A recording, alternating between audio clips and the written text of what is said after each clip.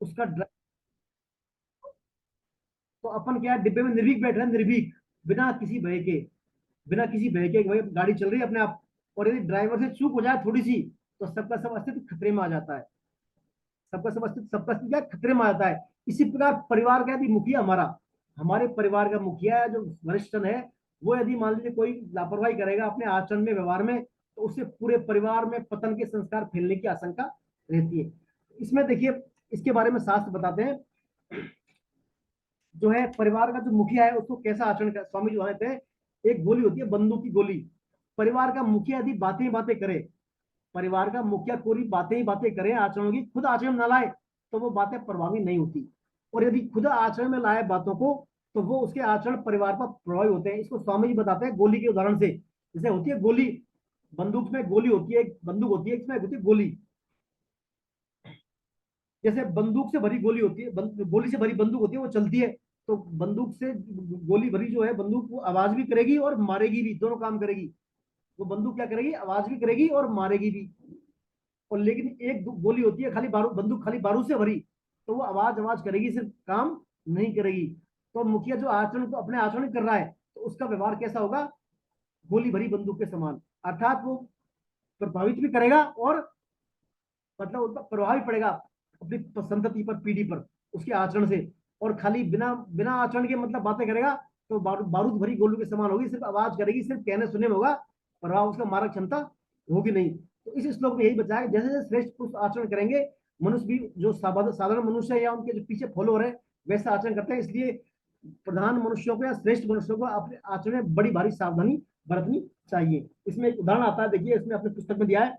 एक दर्शन शास्त्र कॉलेज में प्रोफेसर थे, Emmanuel can't, Emmanuel can't, Germany में एक कॉलेज में प्रोफेसर थे। तो वो क्या है, बहुत दिनों ज्यादा, एक वहां पर बहुत दिनों तक बर्फ पड़ रही थी, तो ये कॉलेज जाने के लिए तैयार हुए, तो उनके नौकर ने मना कर दिया कि आज आप जो है कॉलेज ना जाएं, आज क्लास में कोई भी नहीं आएगा। तो उन्होंने कहा कोई बात नहीं, लेकिन मुझे अपना कर्तव्य का पालन करना है। वास्तव में यही हुआ, एक भी लड़का कॉलेज में नहीं आया, तो नौकर बोला मैंने आपसे पहले कहा था, व्यर्थ में गए। तो उन्होंने कहा कि नहीं, मैं व्यर्थ नहीं गया, मेरे पास इस आचरण का प्रभाव लड़कों पर अवश्य पड़ेगा। कर्तव्य पालन एक ऐसी आदत है कि व्यक्ति और राष्ट्र को उन्नति के स्तर पर ले जाती है, कर्तव्य पालन। पिछली बार मैंने आपको उदाहरण दिया था मोरों का, एक ना मोर वाला, जो बरसात में आई मोर, जो किसान ने अपना कर्तव्य कर्म समझ के हल चलाए, फिर उस कर्तव्य कर्म से प्रभावित होकर जो मोरों ने बोलना शुरू कर दिया, मोरों ने अपना कर्तव्य किया, और मोरों के कर्तव्य से जो है मेघों ने गरजना शुरू कर दिया। और मेघों की गरज से फिर इंद्र को भी क्या है, अनुमति देनी पड़ी मेघों को बारिश की, तो बारिश फिर हो गई थी। तो जो जो अपना अपना कर्तव्य कर्म करते रहेंगे, तो सृष्टि अपने आप चलती रहेगी। तो ये इस श्लोक में बताया गया है। नेक्स्ट श्लोक आता है इसमें 3.22, 23 एंड 24। न मे पार्थास्ति कर्तव्यम त्रिषु लोकेषु किंचन नानवाप्यमवाप्यम वर्त एव च कर्मणि यदि हायम न वर्तयम जातु कर्मण्य तंद्रित है मम वर्तमानुवर्तन्ते मनुष्या पार्थ सर्वसे उत्सीदेयुरिमे लोका न कुर्याम कर्म चेदहम संकरश्य च कर्ताश्या मुभन्यामिमा प्रजा। अब देखिए भगवान खुद के लिए बोल रहे हैं कि अर्जुन मैं भी ऐसे कर्म करता हूँ। यदि मैं मान लीजिए मेरे कर्तव्य कर्म, हालांकि मेरे लिए कुछ करना नहीं करना कोई इश्यू नहीं है, लेकिन यदि मैं कर्तव्य नहीं कर्म कर्म मेरे नहीं करूँ, तो सृष्टि में बड़ा भारा उल्टा मेरे चला जाए, अर्थात सब क्या संकर हो जाए, वर्ण संकर हो जाए। तो इसलिए भगवान बता रहे हैं, हे पार्थ, मुझे तीनों लोकों में न तो कुछ कर्तव्य है और ना ही कोई प्राप्त करने योग्य वस्तु अप्राप्त है। फिर भी मैं बड़ी फिर भी मैं कर्तव्य कर्म में लगा ही रहता हूँ, क्योंकि हे पार्थ, अगर मैं किसी समय सावधान होकर कर्तव्य कर्म नहीं करूं, तो बड़ी हानि हो जाए। तो क्या है, बड़ी हानि हो जाए, क्योंकि मनुष्य सब प्रकार से मेरे ही मार्ग का अनुसरण करते हैं। यदि मैं कर्म नहीं करूं, तो ये मनुष्य नष्ट भ्रष्ट हो जाए, और मैं वर्ण संकरता को करने वाला हूं, इस समस्त प्रजा को नष्ट करने वाला मैं बन जाऊं। देखिए ये बात इसमें भगवान बता रहे हैं। भगवान क्या बता रहे हैं इसमें, तीनों लोगों में ऐसा कुछ भी नहीं है जो मेरे लिए करने योग्य है। मुझे ऐसी कोई वस्तु नहीं है जो मेरे लिए प्राप्त नहीं है, जो प्राप्त करने योग्य है। मेरे लिए ना तो करने के लायक है कुछ, ना प्राप्त करने योग्य। फिर भी मैं मेरे जो कर्तव्य कर्म, जब जब मैं अवतार लेता हूँ, तो मेरे कर्तव्य कर्म मैं साधारण मनुष्य भांति करता हूँ। क्यों करता हूँ, तो भगवान कह रहे हैं कि मनुष्य को संसार में कैसे रहना चाहिए, ये बताने के लिए भगवान मनुष्य लोक में अवतरित होते हैं। संसार अपने लिए रहना ही नहीं है, यही संसार में रहने की विद्या है। क्या लिखा है, संसार अपने लिए रहना ही नहीं है, यही संसार में रहने की विद्या है। परमात्म प्राप्ति कर्मों से नहीं, उत्कट अभिलाषा से होती है। अतः लोक संग्रह के लिए निष्काम भाव से कर्तव्य करने ही चाहिए। श्री कृष्ण धर्म की स्थापना के लिए प्रकट हुए हैं, इसलिए वे कर्म करने में बड़े सावधान हैं। कर्म करने में वो बड़े सावधान हैं। यदि वे निष्काम भाव से अपना कर्तव्य पालन ना करें तो संसार उनका अनुसरण करके पथभ्रष्ट हो जाएगा। संसार जो उनका अनुसरण कर क्या हो जाएगा, पथभ्रष्ट हो जाएगा, जिसकी जिम्मेदारी उन पर आ जाएगी। तो भगवान कहते हैं मम वर्तमानु वर्तन्ते मनुष्य पार्थ, अर्थात मेरे मार्ग का अनुसरण करने वाले ही मनुष्य वास्तव में मनुष्य कहलाने योग्य हैं। जो मुझे आदर्श ने मानकर आलस्य प्रमाद कर्तव्य कर्म नहीं करते लेकिन अपना अधिकार चाहते हैं, वे आकृति से मनुष्य होने पर भी वास्तव में मनुष्य कहलाने लायक नहीं है। ऐसा इस श्लोक में भगवान बता रहे हैं। अगला जो श्लोक है, यदि मैं कर्म न करूं तो मनुष्य जो है नष्ट भ्रष्ट हो जाए, वर्ण संकट प्राप्त हो जाए, उस बारे में मनुष्य भगवान बताते हैं। भगवान अपने आचरण से हमें शिक्षा देते हैं कि क्योंकि यदि वे अकर्मण्य होकर बैठ जाएं, भगवान यदि अकर्मण्य होकर बैठ जाएं तो उनकी उच्च स्थिति को जाने बिना हम उनका अंधानुकरण करेंगे और पतन को प्राप्त होंगे। हम अपने आचरण के द्वारा जीव मात्र का कल्याण करना, अपने आचरण के द्वारा जीव मात्र का कल्याण करना भगवान को जो है अभिष्ट है। इसलिए उनके अकर्मण्य रहने से यदि प्रजा नष्ट हो जाए तो वे अपने इस आचरण को वर्ण संकरता कहते हैं। क्या कहते हैं, वर्ण संकरता। हम भी केवल और केवल भगवान के अंश हैं, अतः अपने अंशी की सेवा करना ही हमारा स्वाभाविक कर्तव्य है। उनके सुख में हमारा सुख छिपा है, लेकिन उसके उलट शरीर संसार से सुख लेने की इच्छा से विभिन्न कर्मों में लगे रहना असली वर्ण संकरता है। ठीक है, यहाँ पर भगवान ने वर्ण संकरता के बारे में दूसरी बार गीता में उल्लेख हुआ है। पहली बार पहले अध्याय में हुआ था, एक बार अर्जुन ने कहा था कि जो है युद्ध करने के फलस्वरूप ये हमारे परिवार में मारे जाएंगे, स्त्रियां विधवा हो जाएंगी, तो फिर वो पतित हो जाएंगी और फिर जो है दूसरी संतति पैदा होगी तो वो वर्ण संकर होगी। वहां वर्ण संकर उल्लेख हुआ था और यहाँ भी वर्ण संकर का भगवान ने उल्लेख किया है। आध्यात्मिक मायनों में वर्ण संकरता से सही तात्पर्य यही है कि यदि हम जो है हमारा अंशी भगवान, हम भगवान के अंश है, हम हमारे अंशी की सेवा से विमुख हो जाएं, अर्थात हम परमात्मा से विमुख हो जाएं और शरीर संसार से सुख लेने का भाव लग जाए, अर्थात इंद्रिय तृप्ति में लगे रहें, तो वही आध्यात्मिक मायनों में वर्ण संकरता है गीता के अनुसार। तो यहाँ पर भगवान कह रहे हैं यदि मैं कर्तव्य कर्म भी नहीं करूंगा तो लोग मेरा फॉलो करेंगे अकर्णता के साथ, उससे फिर क्या सभी वर्ण संकर हो जाएंगे, अर्थात भगवान से विमुख हो जाएंगे। इसलिए मुझे बड़ा भारी क्षोभ होगा, ऐसा भगवान यहाँ पर कहते हैं। यहाँ पर प्रहलाद जी का उदाहरण दिया है। प्रहलाद महाराज जो है, प्रहलाद जी जो है अपने गुरुकुल में जाते थे, वहां पर राजा हिरण्यकश्यप के जो पुत्र थे प्रहलाद महाराज, तो गुरुकुल में जाते थे, तो वहां जो है गुरुकुल के बच्चे थे, तो प्रहलाद जी क्या करते थे, जैसे लंच होता था या ब्रेक आता था गुरुकुल में, तो एक वहां पर गुरुकुल में एक पेड़ के नीचे बैठ जाते प्रहलाद जी और बच्चों को शिक्षा देते भगवान नाम की, भगवान का कीर्तन करने की, भगवान से सम्मुक्त होने की शिक्षाएं प्रहलाद जी देते थे। लंच वगैरह होता था उस समय। लेकिन जब ये हिरण्यकश्यप को पता लगी कि भाई मेरा बेटा तो जो है बात है, मैं भगवान हूँ, मेरे को नहीं मान के हरि का भक्त बन रहा है, तो उनका बड़ा उनसे झटका लगा हिरण्यकश्यप। तो हिरण्यकश्यप जी ने क्या है, जो गुरुजन थे उसके गुरु के पराज के, उनको सचेत कर दिया कि आप इस बालक का ध्यान रखें, आप इस बालक का ध्यान रखें, हरि के बारे में चर्चा मत करने दें इसको, और इसको यही पाठ पढ़ाएं कि मैं ही समस्त सृष्टि का भगवान हूँ। तो जो ऐसा था वो कहते थे उसके गुरुजन। तो प्रहलाद जी वहां पर बच्चों को शिक्षा देते थे, तो प्रहलाद जी कहते थे कि ये जो है बच्चों से कहते हैं मित्रों, इस संसार में मनुष्य जन्म बड़ा दुर्लभ है, इसके द्वारा अविनाशी परमात्मा की प्राप्ति हो सकती है। इसलिए बुद्धिमान मनुष्य पुरुष को बुढ़ापे या जवानी का भरोसे नहीं रहकर बचपन में ही भगवत प्राप्ति करने वाले साधन का अनुष्ठान कर लेना चाहिए, क्योंकि पता नहीं इस जीवन का कब अंत हो जाए। भाइयों, जैसे दुख बिना किए, जैसे मान लीजिए दुख बिना प्रयत्न के ही आता मिलता है, ऐसे ही इंद्रिय सुख तो हर योनि में उपलब्ध है ही, और ये प्राप्ति के अनुसार मिलता है, चाहे कोई प्रयत्न करे या ना करे। फिर इसलिए संसारिक सुख के लिए हम प्रयत्न करने को आवश्यकता है ही नहीं, क्योंकि स्वयं मिलने वाली वस्तु के लिए परिश्रम करना अपनी आयु व सामर्थ्य को गंवाना ही है। तो प्रहलाद जी कहते थे कौमारम आश्रित प्राज्ञो, प्रहलाद जी भागवतम बोलते हैं मतलब व्यक्ति को अपनी कौमार अवस्था में ही, अर्थात हमारी अपनी बचपन अवस्था में ही, किशोर अवस्था में ही प्राज्ञो अर्थात अपनी मतलब भगवान के या भगवत भक्ति में लग जाना चाहिए। यदि कोई कहता है भाई हम जो है अभी तो हमारा युवा अवस्था है, जवानी है, ये तो बुढ़ापा आएगा, होंगे सीनियर सिटीजन बनेंगे तब हम देख लेंगे, तो उस बारे में भागवत में प्रहलाद जी कहते हैं भाई आप जो यदि इंद्रिय सुख के लिए इंद्रिय तृप्ति के लिए, सांसारिक सुख के लिए भाग दौड़ में लगे रहेंगे, तो ये तो क्या है, ऐसा सुख तो हर योनि में उपलब्ध है, हर योनि में उपलब्ध है। देखिए जो राजा होता है, राजा राजा राजा की रानी होती है, तो राजा को जो इंद्रिय सुख मिलता है, वही जो तृप्ति, राजा को इंद्रिय सुख से जो तृप्ति होती है, वही तृप्ति एक शूकर को विष्ठा खाने से होती है। तृप्ति का लेवल समान है दोनों में, चाहे राजा 56 भोग का सेवन कर रहा हो अभी इंद्रिय तृप्ति के लिए, और शूकर विष्ठा का सेवन कर रहा हो, दोनों ही योनियों में इंद्रिय तृप्ति का लेवल समान है। तो यहाँ प्रहलाद जी कहते हैं ये इंद्रिय तृप्ति तो हमें प्राप्त से मिलती है, इसके लिए ज्यादा अपने को क्या है, इतना हाथ पैर, ज्यादा समय आयु समय व्यर्थ करने की जरूरत है नहीं। देखिए 4 चीज होती है व्यक्ति के, धर्म अर्थ काम और मोक्ष, धर्म अर्थ काम और मोक्ष। तो धर्म और जो मोक्ष वाला मामला है, धर्म और जो मोक्ष वाला मामला है, ये अपने, तो ये तो क्या अपने पुरुषार्थ पर निर्भर करता है, अपने पुरुषार्थ पर। आप अपने पुरुषार्थ के द्वारा, आप अपने कर्मों के द्वारा धर्म भी कर सकते हैं, धर्मशील बन सकते हैं और मोक्ष प्राप्त कर सकते हैं। लेकिन जो अर्थ और काम वाला चैप्टर है, अर्थ और काम वाला जो भाग है, ये अपने पुरुषार्थ से नहीं, अपने प्रारब्ध से ज्यादा लिंक है ये, इसमें प्रारब्ध का योगदान है। आपके जो पूर्व जन्म के कर्म है, पिछले कई जन्मों के जो कर्म स्टोरेज कर्म है, आपके संचित कर्म है, उनके द्वारा ही आपको अर्थ की प्राप्ति और काम की प्राप्ति, अर्थात आपको मान बढ़ाई प्रतिष्ठा संपत्ति प्राप्त परिजन घर जो भी सुख सुविधाएं मिलेंगी आपको, उसमें प्राप्त का ज्यादा योगदान, उसमें प्रारब्ध प्राथमिक है और पुरुषार्थ गौण है। और अर्थ में इसमें, और काम मोक्ष में और धर्म में आपका पुरुषार्थ प्राथमिक है और प्रारब्ध गौण है। तो यहाँ पर प्रहलाद जी इसलिए कहते हैं आपको जो है इंद्रिय तृप्ति और सुख के लिए समय व्यर्थ नहीं करना चाहिए।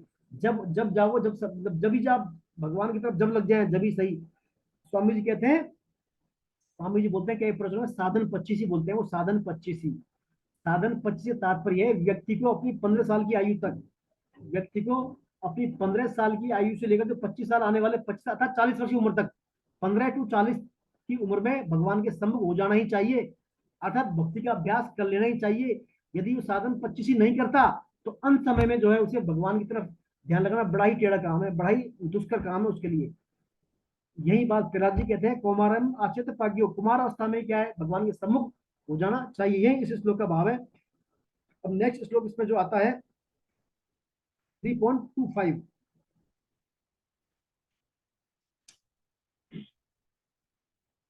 3.25 और 26, सक्ता कर्मण्य विद्वांसो यथा कुर्वन्ति भारत, कुर्याद विद्वांसता सक्तः चिकीर्षु लोक संग्रहम, न बुद्धि भेदम जनयेद ज्ञानाम कर्म संगिनाम, जोशयेत सर्व कर्माणि विद्वान युक्त समाचरण। अर्थात हे भरतवंशोद्भव अर्जुन, कर्म में आसक्त हुए अज्ञानी जन जिस प्रकार कर्म करते हैं, आसक्ति रहित तत्वज्ञ महापुरुष भी लोक संग्रह करते हुए भी उसी प्रकार कर्म करे। देखिए भगवान कितनी बड़ी बात करें, आसक्ति रहित तत्वज्ञ महापुरुष भी लोक संग्रह करता हुआ उसी प्रकार कर्म करे। सावधान तत्वज्ञ महापुरुष कर्मों में आसक्ति वाले अज्ञानी मनुष्यों की बुद्धि में भ्रम उत्पन्न न करे, प्रत्युत समस्त कर्मों को अच्छी तरह से करते हुए भी उनमें उनसे वैसे ही करवाए। देखिए इसमें ये भगवान कह रहे हैं तत्वज्ञ महापुरुष को भी लोक संग्रह के लिए अज्ञानियों की भांति कर्म में रत रहना चाहिए। मान लीजिए कोई तैराक है बहुत बड़ा, मान लीजिए कोई बहुत बड़ा तैराक है, और वो क्या है पानी में बिना हाथ पैर हिलाए स्थिर हो सकता है, हो जाता है। एक्सपर्ट तैराक जो होते हैं बिना पैर हाथ स्थिर रहता है। तो भगवान बता रहे हैं यहाँ पर कि ऐसा यदि कोई तैराक है तो उसको भी क्या है, भले ही ऐसा है वो, लेकिन उसको भी दूसरे जो नौजवान है नौसिखियों को सिखाने के लिए हाथ पैर हिलाने वाला काम करना ही चाहिए उसको। उनको क्या, उनको यदि ऐसा नहीं करना चाहिए कि आप भी हलावत खड़े हो जाओ, ऐसे तो कर ही नहीं सकते, ऐसे करेंगे तो वो फिर डाउन हो जाएंगे। तो यहाँ पर भगवान कह रहे हैं तत्व के जो महापुरुष हैं, लोक संग्रह कर्म कर रहे हैं आसक्ति रहित होकर, उनको भी क्या है, लोक मर्यादा के लिए, लोगों को प्रेरित करने के लिए कर्म करने चाहिए, चाहे स्वांग पूर्वक कर्म करें, वो संसारिक कर्म करने ही चाहिए। तो उनको भ्रमित ना करें कि भाई मैं तो कुछ कर्म करता नहीं, क्योंकि वो तो उनका लेवल उच्च है। तो नौसुखिया व्यक्तियों को या नवजवान व्यक्तियों को जो नई भक्ति में है, उनके लिए उनको जो है लोक मर्यादा के भाव से कर्मों का आचरण करना ही चाहिए। इसी भगवान इसमें दे रहे हैं, पढ़ेंगे इसको आगे। इसमें आता है तत्व के महापुरुष को भी लोक संग्रह के लिए अज्ञानियों की भांति कर्म में रत रहना चाहिए, क्योंकि श्रेष्ठ पुरुषों के आचरण की नकल सामान्य जन करते हैं। हर मनुष्य की रुचि स्वभाव एवं सामर्थ्य भिन्न भिन्न होता है। मनुष्य मात्र रजोगुण प्रधान है, राग आसक्ति उसका भूषण है, अतः उसे शुरू में निष्काम कर्म का उपदेश समझ में नहीं आता। इसलिए वेद सबसे पहले सकाम कर्मों का विस्तार से वर्णन करते हैं। काम कर्मों में लगे मनुष्य को ज्ञानी निष्काम कर्म उपदेश नहीं देकर सकाम व्यक्ति की भांति स्वांगवत अपने कर्तव्य कर्म में लगा रहे। देखिए मनुष्य क्या रजोगुणी है, मनुष्य में क्या इच्छाएं कामनाएं डिजायर होती है। आप है कोई भी शास्त्र पढ़ते हैं, चाहे गीता पढ़े भागवत पढ़े, उसका क्या आता है, महात्म्य आता है उसका। महात्म्य के पीछे लॉजिक यही है, वशिष्ठ जी का, व्यास देव जी का। भाई महात्म्य बताएंगे, आप इसका पाठ करोगे तो आपको ये मिलेगा, है ना, इसका डेली पाठ करोगे ये मिलेगा, इसका श्रवण करोगे तो ये मिलेगा। ताकि मनुष्य रजोगुणी है, मनुष्य क्या शुरुआत में थोड़ी करा निष्कामता के साथ। हर किसी व्यक्ति को शुरुआत में निष्कामता के मार्ग पर नहीं ला सकता, पहले उसे सकामता के मार्ग पर लाना पड़ेगा, सकामता के मार्ग पर। सकामता के मार्ग से लाने के तात्पर्य उसको, भाई आप ये कर्म करेंगे आपको ये फल मिलेगा, ये आपको पॉजिटिव मिलेगी। तो सकामता के द्वारा फिर धीरे धीरे वो निष्कामता के मार्ग पर आएगा। यही वेदों में बताया है। वेदों का जो प्रारंभिक चरण है वो क्या है, सकाम कर्म कांड के श्लोक है वेदों में। उसके बाद कर्म कांड, फिर उपासना कांड। तो व्यक्ति को एक बार, रजोगुणी व्यक्ति को एक बार कम से कम सम्मुक्त हो, भगवान ने कैसे भी, चाहे कामना को लेकर हो, कामता के साथ हो, सम्मुक्त हो एक बार भगवान के समक्ष। सम्मुख करने के बाद फिर धीरे धीरे धीरे उसमें जैसे ज्ञान का उसका लेवल बढ़ता है, उसकी बुद्धि योग आता है, उसमें भगवान की कृपा से उसमें सकामता का नाश होकर निष्कामता को प्राप्त होता हो चला जाता है। इस को बता रहे। तो अगले श्लोक में भगवान कह रहे हैं कि ज्ञानी महापुरुष अपने आचरण से शिक्षा दें, न कि अपने वाचिक उपदेशों से बुद्धि भ्रम या बुद्धि भेद पैदा करें। ऐसे सिद्ध व्यक्ति है ना, लोगों को भ्रमित ना करे, भाई मैं तो कुछ करता नहीं है। उनको क्या ज्ञान दें, चाहे सकाम ज्ञान दें। जैसा कर्मों में अपन कहते हैं, कर्मों में क्या रखा है, कर्म तो बांधने वाले हैं, संसार में जीने से भी क्या लाभ, मन नहीं लगे तो माला करने के क्या लाभ, इत्यादि इत्यादि बातें वो ना करे, वो बातें ना करें। वस्तुतः उन्हें सकाम भाव से विजित करना है, न कि कर्तव्य पालने से। अज्ञानी जब सगुण साकार की पूजा करें तो उपदेश देते हैं, भगवान क्या साकार है, वे तो सर्वव्यापी है, निर्गुण है। कण कण में भगवान को देखना इतना आसान नहीं है। तो सगुण भी गया, निर्गुण भी गया, बस दुर्गुण रह गया। भगवान कपिल कहते हैं, मनुष्य अपने धर्म का अनुष्ठान करता हुआ तब तक ईश्वर आदि की प्रतिमा आदि पूजन करता रहे, जब तक उसे संपूर्ण प्राणियों में स्थित परमात्मा का अनुभव नहीं हो जाए। जब तक जो संपूर्ण प्राणियों में परमात्मा का दर्शन न हो जाए। तो भगवान यहाँ यही कह रहे हैं, जो सिद्ध पुरुष हैं, जो आत्मज्ञानी है, तत्वज्ञानी है, धीर गंभीर धीर पंडित पुरुष हैं, उनको समाज में ऐसा आचरण देना चाहिए ताकि लोग बाग जो है प्रेरित हो, उनसे प्रेरित हो, उनके आचरण से प्रेरित हो। एकदम हाई डोज ना दे उनको, एकदम हाई डोज ना दे उनको, धीरे धीरे सकामता में लाए उनको। फिर धीरे सकामता से बाद में वो निष्कामता की तरफ चले जाते हैं। इसमें एक उदाहरण आता है तिलक जी का। एक बार जो है तिलक जी अपने मित्र के घर गए, तो बातों में, वहां पर बातों में बहुत समय बीत गया तिलक जी को। तो मित्र की जो पत्नी ने अपने बेटे से कहा, मित्र की पत्नी ने अपने बेटे से कहा, आज पिताजी व्यस्त हैं, तुम भगवान की पूजा कर लो। तो फिर जो बेटे ने कहा कि मैं तो यह पूजा नहीं करूंगा, क्योंकि तिलक जी जो अपने यहाँ ये तो पूजा करते नहीं, भगवान की पूजा नहीं करते हैं।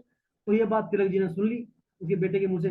तो फिर तिलक जी उठकर आए और उस बालक से कहा कि तुम्हें अपनी माता का कहना मानना चाहिए, तुम्हें अपनी माता का कहना मानना चाहिए और भगवान की पूजा करनी चाहिए। बच्चे ने पूछा, भाई आप तो कभी पूजा करती नहीं, मूर्ति पूजा करते नहीं है आप तो, फिर आप मेरे से क्यों करें। तो तिलक ने कहा, नहीं मैं रोज भगवान की पूजा करता हूँ। बच्चे ने पूछा, कैसे करते हो, तो मुझे बताइए। तो तिलक जी ने कहा उसको, हाथ पाड़ के तिलक जी ऊपर छत पे लगे, तो नीचे बहुत सारे लोग आ जा रहे थे वहां।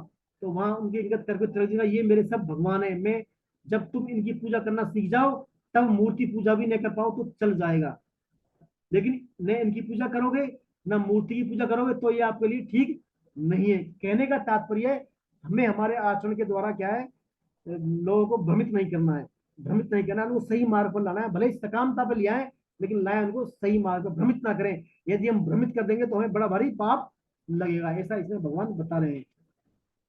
अब देखिए आगे वाले जो श्लोक है, इनमें भगवान जो है कर्मों से हमारा जो आसक्ति ममता का है, उनका विच्छेद विच्छेद के बारे में बता रहे हैं कि हम हमारे कर्मों से जो आसक्ति ममता का कैसे विच्छेद करें, ताकि हमारे कर्म जो है लोक संग्रह वाले बन जाए। इसके बारे में भगवान इसमें बता रहे हैं।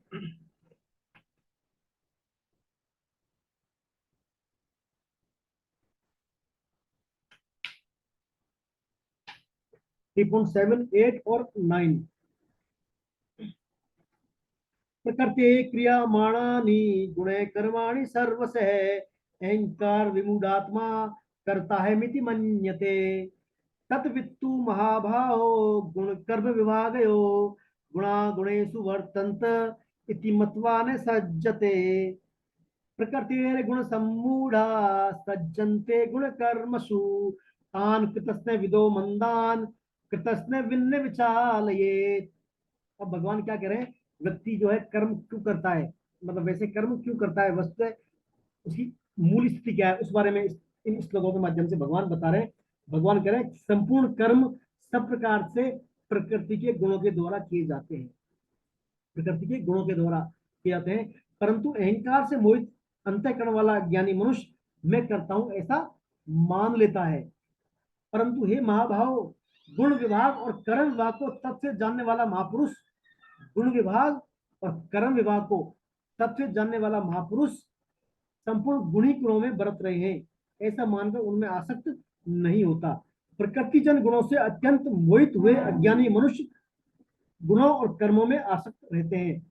उन पूर्णतया न समझने वाले मंद बुद्धि अज्ञानियों को पूर्णतया जानने वाला अज्ञानी मनुष्य विचलित ना करे। देखिए वही बात इसमें आ रही है, आप जो है ज्ञानी पुरुष अज्ञानी पुरुषों को भ्रमित ना करे, ना विचलित ना करे। तो इसमें बताया था सभी गुण जो है प्रकृति के द्वारा करवाए जा रहे हैं, सभी गुण किसके द्वारा करवाए जा रहे हैं, प्रकृति के द्वारा। अपन ने पिछली बार पढ़ा था, देखिए मनुष्य का स्वभाव किससे बनता है, मनुष्य का जो स्वभाव किससे बनता है, वृत्तियों से, वृत्तियों से बनता है। और वृत्तियां बनती है, वृत्तियां किससे बनती है, गुणों से, वृत्तियां गुणों से बनती है। और गुण आते हैं प्रकृति से, गुण आते हैं प्रकृति से। तो प्रकृति से गुण आ रहे हैं, गुणों से वृत्तियां बन रही हैं, वृत्तियों से स्वभाव बन रहा है, स्वभाव से व्यक्ति कर्म कर रहा है। तो आखिरकार कर्म कहां से कर रहा है, वो प्रकृति के द्वारा कर रहा है। तो प्रकृति के गुण आ रहे हैं, गुण से वृत्ति बन रही है, वृत्ति स्वभाव बन रहा है, स्वभाव से कर्म कर रहा है। तो मनुष्य प्रकृति के गुणों के वशीभूत होकर ही कर्तव्य कर्म करता है। तो हम बताए गीता में कर्मों के होने के 5 कारण बताए। क्या कारण है, प्रकृति, गुण, इंद्रिया, स्वभाव और अहम। प्रकृति, गुण, इंद्रिया, स्वभाव और अहम, इन सभी का मूल प्रकृति है। इन सभी का मूल क्या है, प्रकृति। तो प्रकृति क्या है, किसकी है, भगवान की। प्रकृति निरंतर क्रियाशील है एवं 3 गुणों वाली है। शरीर संसार में होने वाली समस्त क्रियाएं प्रकृति के गुणों के द्वारा ही होती हैं। हमारा उनसे कोई संबंध नहीं, लेकिन हम अपने आप को देह में सीमित मानने के कारण देह से होने वाली क्रियाओं को अपने द्वारा होने वाली मान लेते हैं। ऐसा यह ऐसा ही है जैसे कि छत पर छिपी हुई छिपकली सोचे कि छत को मैंने ही उठा रखा है, अथवा मुर्गा यह सोचे कि मेरे बाग देने से सूर्य प्रकट होता है। आत्मा साक्षी है लेकिन करता नहीं। आत्मा क्या है, साक्षी है लेकिन करता नहीं है। आत्मा, अपन तो आत्मा पर ने पढ़ा था, आत्मा ना तो करता है, ना करवाता है, ना मरता है, ना मरवाता है, ना भीगता है, ना सूखता है, ना जलता है, ना गलता है ना। तो आत्मा करता नहीं है, आत्मा साक्षी है लेकिन करता नहीं। मैं शरीर हूँ ऐसा एम वाला विमूढ़ आत्मा, लेकिन मैं भगवान का हूँ ये वास्तविक एम तो मिथ्या अहंकार को मिटाने वाला है। जैसे बच्चा बड़ा हो रहा है, वृक्ष से बीज बन रहा है, ऐसे प्रकृति में समस्त क्रियाएं चैतन्य की उपस्थिति में स्वतः ही हो रही है। देखिए मनुष्य ना तो करता है ना करवाता है ना, ना आत्मा करता है ना करता है। काम कर्म कैसे करता है, प्रकृति के कारण। प्रकृति से बढ़ेंगे गुण, प्रकृति के गुण, गुणों से वृत्तियां, वृत्तियों से स्वभाव, है ना। तो व्यक्ति आखिरकार प्रकृति के गुणों के वश होकर ही कर्म करता है। अब भगवान बता रहे हैं इसमें, पंच महाभूत मन बुद्धि अहंकार 10 इंद्रियां और शब्दादि 5 विषय, इन सबके समुदाय का नाम गुण विभाग। मतलब गुण विभाग और कर्म विभाग, 2 विभाग है प्रकृति में, एक तो गुण विभाग और एक कर्म विभाग। तो गुण विभाग के अधीन क्या आते हैं, देखिए पंच महाभूत अर्थात पृथ्वी जल अग्नि वायु आकाश, मन बुद्धि अहंकार 10 इंद्रियां, शब्द आदि 5 विषय, ये सब समुदाय का नाम गुण विभाग है, क्योंकि ये सब गुणों से बने हैं तथा इनके द्वारा होने वाली परस्पर चेष्टाओं के नाम कर्म विभाग है। इनके द्वारा होने वाली परस्पर चेष्टाओं का क्या है, कर्म विभाग है। गुण और कर्म निरंतर परिवर्तनशील है, अर्थात क्रिया मात्र भी गुणों से हो रही है और उनका मानव कर्ता भी गुणों से बना हुआ है। शुद्ध चेतन का उनसे कोई संबंध है नहीं। ऐसा ठीक ठाक अनुभव करना ही गुण विभाग और कर्म विभाग को तब से जानना है। देखिए 2 बातें, गुण विभाग और कर्म विभाग। तो हमारा पहले आता है गुण विभाग। हमारी क्या 5 स्थूल शरीर आ गया, इसमें सूक्ष्म शरीर आ गया और कारण शरीर आ गया, पूरा आ गया इसमें भाई। पृथ्वी जल अग्नि वायु आकाश आ गए, 5 इंद्रियां, 5 कर्मेंद्रियां, 5 प्राण, शब्द मन बुद्धि अहंकार, तो तीनों शरीर, तो ये सब गुण विभाग है। तो दूसरा जो प्रकृति के इनके गुणों के वश में जो कर्म करते हैं, क्रिया करते हैं, चेष्टा करते हैं, वो है कर्म विभाग। वो क्या है, कर्म विभाग। तो गुण और कर्म, गुण परिवर्तनशील है तो कर्म भी परिवर्तनशील होंगे। जैसे अपन सुबह उठते हैं, अपन सुबह उठते हैं, सुबह उठते हैं किस में रहते हैं, हम सत्वगुण में रहते हैं। सुबह सुबह ना उठते ही, सुबह सुबह उठते हैं, भगवान का नाम लेते हैं या भगवान को प्रणाम करते हैं, सात्विकता में रहते हैं। तो जैसे जैसे सुबह से जो है दिन चढ़ता है, अपन मध्याह्न की तरफ बढ़ते हैं, तो अपन काम करते हैं, भागते हैं, ऑफिस जाते हैं, ड्यूटी जाते हैं, स्कूल जाते हैं, जो भी करते हैं, रजोगुण हो जाते हैं। तो गुण चेंज हो गया, तो अपनी एटीट्यूड चेंज हो गई, अपने कर्म भी चेंज हो गए, है ना। तो गुण विभाग चेंज, कर्म विभाग चेंज। शाम होते होते जो है हम थक जाते हैं, है ना, कर्मों में हमारे ढीलापन आ जाता है, तामसता आती है, तामसिकता की ओर अग्रसर हो जाते हैं। तो वो भी टाइम चेंज हो गया, तो तामस गुण आ गए, तो फिर कर्म भी तामसी हो जाते हैं अपन। तो इसी प्रकार ये गुण विभाग और कर्म विभाग निरंतर परिवर्तनशील है, और इन परिवर्तनशील होने के कारण मनुष्य भिन्न भिन्न भिन्न कर्म करता रहता है, लेकिन जो मूल तत्व है अपने अंदर स्वरूप, अपना आत्मा चैतन्य, वो क्या है, इसमें ना तो लिप्त होता है, ना करता है, ना इनमें लिप्त होता है। वो इसको बात बताइए। फिर भगवान आगे बताते हैं, प्रकृति गुण संबूढ़ा सज्जनते गुण कर्मसु। व्यक्ति जो प्रकृति के गुणों से क्या मोहित हो जाता है, प्रकृति के गुणों से मोहित हो जाता है, और फिर अपने आप को कर्ता मान लेता है। प्रकृति में होने वाली समस्त क्रियाओं में ये कर्ता हम नहीं, ऐसा बार बार पढ़ने समझने के बाद भी हमें इसका अनुभव होता नहीं। हम अपने आप को ही कर्ता मानकर कर्मों में आसक्त रहते हैं। ऐसा गुण और कर्मों में अत्यंत आसक्त पूर्णतया न समझने वाले मदबुद्धि अज्ञानियों को ज्ञानी उपदेश से भ्रमित न कर लोग संग्रह हेतु स्वांग कर्म में रत रहे। ठीक वैसे जैसे बहुरूपिया स्वांग के अंतर वे भंगिमाएं दिखाता है, लेकिन अंदर से निर्लिप्त रहता है। लेकिन बताया सेठ जी जो थे, सेठ जी जो है परम श्रद्धेय सेठ जी महाराज ताश चौपड़ खेलने वाले तमोगुणी मनुष्यों को अध्यात्म मार्ग में लाने के लिए उनके साथ बैठकर स्वयं ताश खेलते थे, ताकि पहले वे उनकी बात तो सुने, समझने की बात तो बाद में आती है। जैसे अध्यापक स्वयं क्लास में कह खे लिखकर धीरे धीरे बोलकर बच्चों को समझाता है, यह आवश्यक है कि जो बच्चा सिर्फ स्तनपान जानता है, भला उसके लिए देश घी के पकवान बचेंगे। अतः सकाम कर्म में आसक्त मनुष्य के लिए शुरू में निष्काम कर्मयोग देने का उपदेश व्यर्थ है। क्या है, यहाँ पर वही बात बताइए। हम जो है समझते हैं, तत्व ज्ञान को समझते हैं, लेकिन हमें हमारे जो नेक्स्ट लोग हैं उनको हमें भ्रमित नहीं करना है, भ्रमित नहीं, यही बात है। हमें हमारे जो लोक संग्रह के जो कर्म करने के साथ साथ संसारिक कर्म भी करने हैं, ताकि वो हमसे प्रेरित रहे। ये बात इस भगवान ने बताई है। तो भैरूपिया को डालिए, जो भैरूपिया अपने एक्टिंग करता है ना, अपना भूमिका करता है, उस भूमिका से निर्लिप्त रहता है, कोई लेना देना नहीं, कभी क्या बन जाता है, कभी क्या बन जाता है। ऐसे ही ज्ञानी पुरुष भी क्या है, संसार में अपने जो भूमिकाएं अदा करें, वो अपने कर्तव्य कर्म वो करें, हालांकि वो उसमें निर्लिप्त तो रहते ही है। इसके बाद जो है इसमें उदाहरण दिया है, इसमें मेरा डॉगी मर गया करके, देखिए एक उदाहरण दिया है। एक जो है प्रोफेसर साहब थे कॉलेज में, तो उनके वहाँ जो है एग्जाम चल रही थी कॉलेज की। तो कॉलेज में स्टूडेंटों की एग्जाम थी, तो एक बच्चा बहुत होनहार था, प्रतिभाशाली था। तो उस बच्चे का क्या है, एग्जाम चल रही थी वहां पर, तो उस घर से जो है संदेश आता है उस बच्चे के कि उनका जो है डॉगी मर गया, उनका कुत्ता मर गया। तो वो क्या है, कुत्ते के शोक में आता है, जाता है वो, भाई एग्जाम नहीं गया, जाता है एग्जाम नहीं जाना, मेरे को गाँव जाना है। तो उसके प्रोफेसर जो आते हैं, प्रोफेसर जो उसको पढ़ाते हैं, उसको मतलब उसके लिए जो आदर्श है, वो प्रोफेसर आते हैं भाई, कहते हैं, तो वो कहते हैं भाई आपको मतलब अवश्य जाना चाहिए। उसी की उसमें उसी की बात में समर्थन करते कहते हैं आपको वहां अवश्य जाना चाहिए। आपको क्या है, बस से नहीं, आपको फ्लाइट से जाना चाहिए, फ्लाइट जाइए, आप बहुत जल्दी जाइए। आपका डॉग आपसे प्यार करता है, डॉग आप जो डॉग से अटैचमेंट हो, जरूर जाना चाहिए। तो क्यों नहीं आप फ्लाइट से जाएं। तो जो फ्लाइट से एयरपोर्ट बात करते हैं प्रोफेसर साहब, उसका फ्लाइट का टिकट कराते हैं। लेकिन फ्लाइट में कहते हैं अभी 4 घंटे है, मतलब कि फ्लाइट में 4 घंटे और आपके पेपर अभी 2 घंटे में हो जाएगा, तो पहले पेपर दे लें आप, पेपर देने के बाद जो फिर आप चल जाना। तो इस प्रकार वो पेपर देने के लिए तैयार कर देते हैं उसको। तो कहने के तात्पर्य जो श्रेष्ठ मनुष्य है वो ऐसा आचरण करें, ताकि दूसरे मनुष्य जो दूसरे मनुष्य हैं, जो भक्ति में भी आए हैं या कर्म में योग में भी नए पथक हैं, नए साधक हैं, उनको भ्रमित ना करें वो। उनको, यदि वही प्रोफेसर उससे कहता भाई कुत्ता तो ये है वो है, तो शायद वो एग्जाम नहीं देता, शायद वो स्टूडेंट एग्जाम नहीं देता। लेकिन उस प्रोफेसर ने जो है उसी की भाषा में उसको टिकल किया। इस प्रकार ही भगवान कह रहे हैं करना चाहिए, ताकि जो है वो ना हो।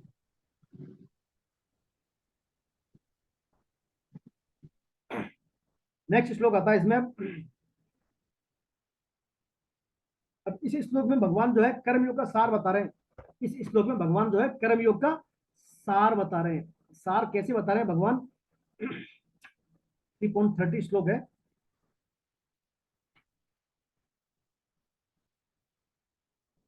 मयि सर्वाणि कर्माणि सन्न्यस्याध्यात्म चेतसा निराशीर निर्ममो भूत्वा युद्धस्व विगत ज्वर है। तो भगवान क्या करे अर्जुन से, तू विवेकवती बुद्धि के द्वारा, तू विवेकवती बुद्धि के द्वारा अर्थात विवेक जागृत अवस्था में विवेकवती बुद्धि के द्वारा संपूर्ण कर्तव्य कर्मों को मेरे अर्पण करके, संपूर्ण कर्तव्य कर्मों को मेरे अर्पण करके कामना रहित ममता रहित और आसक्ति रहित या संताप रहित होकर युद्ध रूप कर्तव्य कर्म को कर। अब भगवान वही बात करे अर्जुन से, अर्जुन तेरे को कर्म तो करना ही, युद्ध करना ही, कैसे युद्ध करना है, लेकिन तेरे को संपूर्ण कर्मों को मेरे अर्पण करे, तू मेरे लिए, मतलब भगवान मैं आपके लिए ही कर रहा हूँ। कामना रहित, तेरी कोई कामना ना हो, विजय की कामना ना हो, ना कोई शोक हो। ममता रहित, तेरा जो अपने स्वजन परिवारजन है इन्हें मर जाएंगे कर जाएंगे, कोई अटैचमेंट ना हो, ममता ना हो। और संताप रहित, तेरे को अंदर वो ना संताप ना रहे, को पश्चाताप ना रहे तेरे अंदर, भाई ऐसा हो गया तो क्या हो जाएगा, यदि मैं कर रहा हूँ क्या हो जाएगा, ऐसा संताप। तो कामना रहित, ममता रहित, संताप रहित होकर युद्ध रूपी कर्तव्य कर्म को कर, ये भगवान बता रहे हैं इसमें। तो यहाँ पर कह रहे हैं समस्त कर्तव्यों का अर्पण। देखिए भगवान जो है ना, भगवान भगवान भक्त कहते हैं, भक्त वत्सल। भगवान क्या है, भक्त वत्सल। आपको ये जरूर नहीं है आपके साथ सब श्लोक आते हो या आपने सब शास्त्रों का अध्ययन कर लिया हो, पठन पाठन कर लिया हो, भागवतम पढ़ ली, ऐसा कोई जरूरी नहीं है। भगवान सबसे, भगवान सिंपल तरीका बता रहे हैं। देखिए भगवान को कहते हैं भक्त वत्सल। भगवान का नाम आप जगह सुनते हैं भक्त, भगवान कभी ज्ञान वत्सल नहीं सुना होगा ना आपने, ज्ञान वत्सल नाम नहीं सुना भगवान का। भगवान को ज्ञान से मतलब नहीं है कि ज्ञान है कितने पढ़े हो, उससे मतलब नहीं है, ज्ञान वत्सल नहीं है, भगवान है भक्त वत्सल। अब भक्त वत्सल भगवान कह रहे हैं यदि आप कुछ भी नहीं कर सकते, कुछ भी आप नहीं कर सकते, आप पढ़ भी नहीं है ना पढ़ पाए, तो सिर्फ आप जो भी कर्तव्य कर्म कर रहे हैं, जो भी कर्म कर रहे हैं उनको मेरे अर्पण कर दो बस। भगवान कहेंगे अर्जुन से, अर्जुन तू जो भी खाता है, जो भी पीता है, चलता है फिरता है, जो भी कर्म करता है, बस उनको मेरे अर्पण कर दे तू, उनको मेरे नाम से कर, उससे ही तुझे निसंदेह तेरा कल्याण हो जाएगा। तो भगवान कह रहे हैं समस्त कर्मों को मेरे को अर्पण कर। अब अर्पण करने के देखिए पढ़ लेते एक बार फिर अपन चर्चा करेंगे। समस्त कर्मों का अर्पण से तात्पर्य है, अर्पण बहुत विलक्षण है, चाहे उपताकर किया जाए, जैसे छोटा बच्चा जमीन पर गिरकर गिरी दुकान या गाड़ी में चाबी उठाकर पिताजी देता है तो पिताजी प्रसन्न हो जाते हैं, अर्थात अर्पण अर्थात अपनी अहमता ममता को उठाकर सब कुछ भगवान का ही है, ये अनुभव करना। करण या मन बुद्धि शरीर इंद्रिय एवं उपकरण है, कर्म करने में उपयुक्त सामग्री अर्थात पदार्थ तथा क्रिया, ये तीनों ही भगवान को अर्पण कर दे तो और स्वयं को ही भगवान को अर्पण कर दे तो तभी अर्पण पूरा माना जाता है। बिना स्वयं के अर्पण के अर्पण अधूरा है। सब कुछ भगवान का है, अतः उसकी वस्तु उसको ही अर्पण, यह भक्ति योग है। देखिए अर्पण से तात्पर्य मतलब ये नहीं है कि आपके पास मान लीजिए कोई सामान आया और आपने ठीक है तुम भगवान को ऑफर कर दिया, तो ये अर्पण नहीं कहलाता।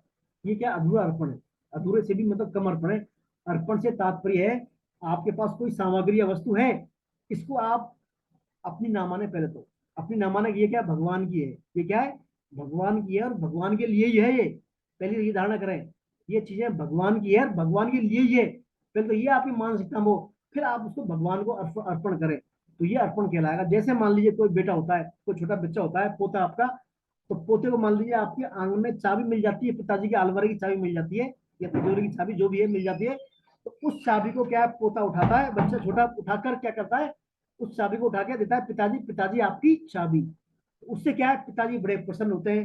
हालांकि पोता भी उनका पिताजी का है, बेटा भी पिताजी का है वो, और चाबी भी पिताजी की है, और वो आंगन जहाँ पड़ा है वो भी पिताजी की है, अलवर सब कुछ पिताजी का तो है, उसका है क्या, लेकिन उससे क्या है, उस अर्पण से जो है पिताजी बड़े प्रसन्न होते हैं। तो पिताजी कहते हैं वाह बेटा सब इतना बड़ा हो जाना, वो कहते हैं ना बेटा लाओ चाबी, इतना बड़ा, अर्थात उसको अपने से भी बड़ा कर देते हैं, उसको अपने से भी बड़ा कर देता है। इसी प्रकार भगवान जो है, भगवान को हम कोई वस्तु अर्पित करेंगे उसको भगवान की मान गई कि भगवान ये आपकी वस्तु आप ही लो, भगवान ये आपकी वस्तु आपके लिए, आप ही लीजिए इसको, तो ऐसा हमारा पूर्ण अर्पण होगा। तो भगवान फिर उसको हमको कई गुना उसका रिवर्स करते हैं, कई गुना। और यदि हमने ये कर दिया ना कि भाई हमारी ये चीज हमने ये भगवान को दे दी, तो हमारी थी हम भगवान को दे रहे हैं, तो फिर आपको वहां उसका मूल्य मिलेगा, जो उसका मूल्य ना वस्तु का, वही भगवान आपको दे पाएंगे उसका, क्योंकि आपने तो वस्तु को अपनी मान रहे हो, आप मन बुद्धि सबको अपना मान रहे हो, जबकि सब कुछ भगवान का। भाई अपना शरीर जो है पंचतत्व से बना शरीर प्रकृति ने बनाया, यही भगवान का है, जो भी सामग्री सब कुछ भगवान का है। तो हमारे ये पहले अर्पण में ये तो है भाव आएगा, सब कुछ वस्तु भगवान की है, भगवान के लिए ही है, तो उस भाव से हम अर्पण करेंगे तो पूर्ण अर्पण होगा। तो भगवान उसी संदर्भ में कह रहे हैं कि अपने कर्तव्य कर्मों को मुझे अर्पण कर दे तू अर्जुन, ये सब मेरे लिए ही कर रहा है, मैं ही करवा रहा हूँ, मेरे लिए कर रहा है, इस भाव से तू मुझे कर्तव्यों को अर्पण कर देगा, कर्म का कर्तव्य कर्मों को अर्पण कर देगा, और साथ में तेरी आसक्ति रहित, ममता रहित और संताप रहित तेरी बुद्धि होगी, तो तू अवश्य मुझे प्राप्त होगा, अर्थात तेरा कल्याण हो जाएगा। ये इसमें बता रहे भगवान। फिर इसमें बताया इस प्रकार की चेतना जो है, चेतना होगी तेरी ये, तो इसको अध्यात्म चेतना, अध्यात्म चेतना, ये तेरी चेतना होगी तो तू अध्यात्म में स्थित होगा। तो यहाँ भगवान बता रहे हैं कि संपूर्ण संसार भगवान का विराट रूप है, ये सब कुछ एक दूसरे से जुड़ा हुआ है, सब कुछ एक दूसरे से जुड़ा हुआ है, तत्व रूप से सब एक ही है, इस होश में जीना अध्यात्म चेतना है। सब कुछ क्या है, वासुदेव सर्वम, ये वाला भाव हो तो ये चेतना कहलाती है अध्यात्म चेतना। इसको कहते हैं अध्यात्म चेतना। ज्ञानी के सभी कर्म, ज्ञानी के सभी कर्म जो है इसी चेतना में होते हैं, लेकिन हमारे कर्म इस चेतना में नहीं होते, क्योंकि अहंकार के कारण हम विराट सत्ता से अपना अलग अस्तित्व मानते हैं। हम क्या है, विराट सत्ता से अपना अलग अस्तित्व मानते हैं। यही बंधन का मूल कारण है। यही हमारे बंधन के दो तरह की समझते हैं, एक तो होती है समष्टि, एक व्यष्टि। समष्टि और व्यष्टि। तो भगवान तो समष्टि है, भगवान क्या समष्टि है, पूरी सत्ता उनकी है, और हम अपना अस्तित्व मान लेते हैं, अपना अस्तित्व। तो वो क्या है, उसको मानते हैं व्यष्टि की, हमारी व्यष्टि है। हालांकि अपना सब कुछ भगवान का ही तो है, प्रकृति वगैरह सब कुछ। तो लेकिन हम क्या है, उसका पूरी सृष्टि का दो मान लेते हैं, समष्टि और व्यष्टि। सच्चे अर्थों में व्यष्टि है ही नहीं, अपना अस्तित्व है नहीं, अपन भगवान की तो है। तो सच्चे अर्थों में समष्टि है। तो हमारा बंधन का मूल कारण ये है, हम क्या समझ रहे हैं, हमारी व्यष्टि और भगवान की समष्टि। तो यही हमारे बंधन का मूल कारण है। अपना अस्तित्व अलग मानने से अहम में कामनाएं जन्म लेती हैं, और हमारा ज्ञान इतना गहरा है कि हम चाहते हैं कि हमारी क्षुद्र कामनाओं के अनुसार यह विराट चले। मानो समुद्र की तरंग संपूर्ण समुद्र को अपने हिसाब से चलाना चाहती है। वृक्ष का पत्ता जब वृक्ष से अपना अलग अस्तित्व मानने लगता है और मनमाना आचरण करें, तो उसका क्या होगा, ये बड़ा मूर्खतापूर्ण होगा। अर्थात हम अपनी सत्ता को भगवान से अलग मानेंगे, हम हमारी सत्ता को भगवान से अलग मानेंगे, तो फिर हमारा क्या है, फिर सही नहीं होगा। हमारा कर्म जो है मूर्खतापूर्ण कर्म हो जाएंगे, क्योंकि समष्टि समष्टि वृष्टि तो मानी हुई है। अब भगवान इसमें आगे अध्यात्म चेतना, तो इस प्रकार की चेतना हमारी होगी ना, हम सब कुछ भगवान का ही मानेंगे, सब कुछ भगवान का मानेंगे, अर्थात समष्टि समष्टि है, तो वो अध्यात्म चेतना कहलाएगी।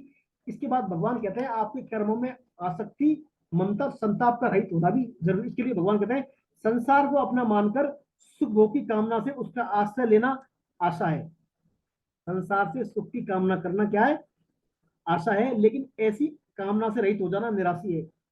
ऐसी आशा से रहित हो जाना क्या है, निराशा है, निराशी है। आशा एक राम जी से, दूसरी आशा छोड़ दें, जही विधि राखे राम, ताही विधि रही है, और सीताराम सीताराम सीताराम कही है। भजन आता है, स्तुति है भगवान की कि एक आशा सिर्फ भगवान से रखें, एक आश्रय। देखिए भगवान का जहां तक सवाल है, आश्रय आपका भगवान से रहेगा ना, एक से ही। यदि आप भिन्न भिन्न आश्रय लेंगे, संसार से भी सुख लेना चाह रहे हैं और भगवान से भी सुख लेना चाह रहे हैं, तो क्या बात फिर बनती नहीं है पूरी, फिर बात पूरी बनती नहीं है। दो दो नावों में पैर करके चलेंगे ना, तो फिर मामला गड़बड़ हो जाता है। तो यहाँ कह रहे हैं आपका जो आश्रय सिर्फ भगवान का ही हो। आश्रय मतलब उस पर आश्रय ना, भगवान पे अपन, है ना। रुपये पैसों पे ना विश्वास हो, भाई मेरे पास रुपये पैसे हैं, सिर्फ आश्रय भगवान का हो। तो इस प्रकार का आश्रय होने से भगवान जो है सब फिर आपकी कामनाएं, जो भी आपका योग क्षेम वगैरह है, पूर्ति, आवश्यकताओं की पूर्ति जो प्राप्त है, उसकी प्राप्ति की प्राप्ति और प्राप्ति की रक्षा भगवान ही करवा देते हैं फिर। तो यहाँ कह रहा है निर्मम क्रूर होना नहीं, अपनी तो अपनी भूल सुधारना है। भूल क्या है, सुख आसक्ति के कारण मन बुद्धि इंद्रियों को अपना मानना मम है। भगवान ने कहा ना मम, मन बुद्धि इंद्रिया पदार्थ आदि भगवान के ही है, मेरे लिए मेरे नहीं, ऐसा मानना निर्मम होना है। स्वामी जी कहते हैं कि दो अक्षर से बना मम मानो मृत्यु है, और तीन अक्षर से बना ने मम मानो अमृत है। सनातन ब्रह्म में कामना के वश में होकर कार्य करने से एक तरह का ज्वर हमें बना रहता है।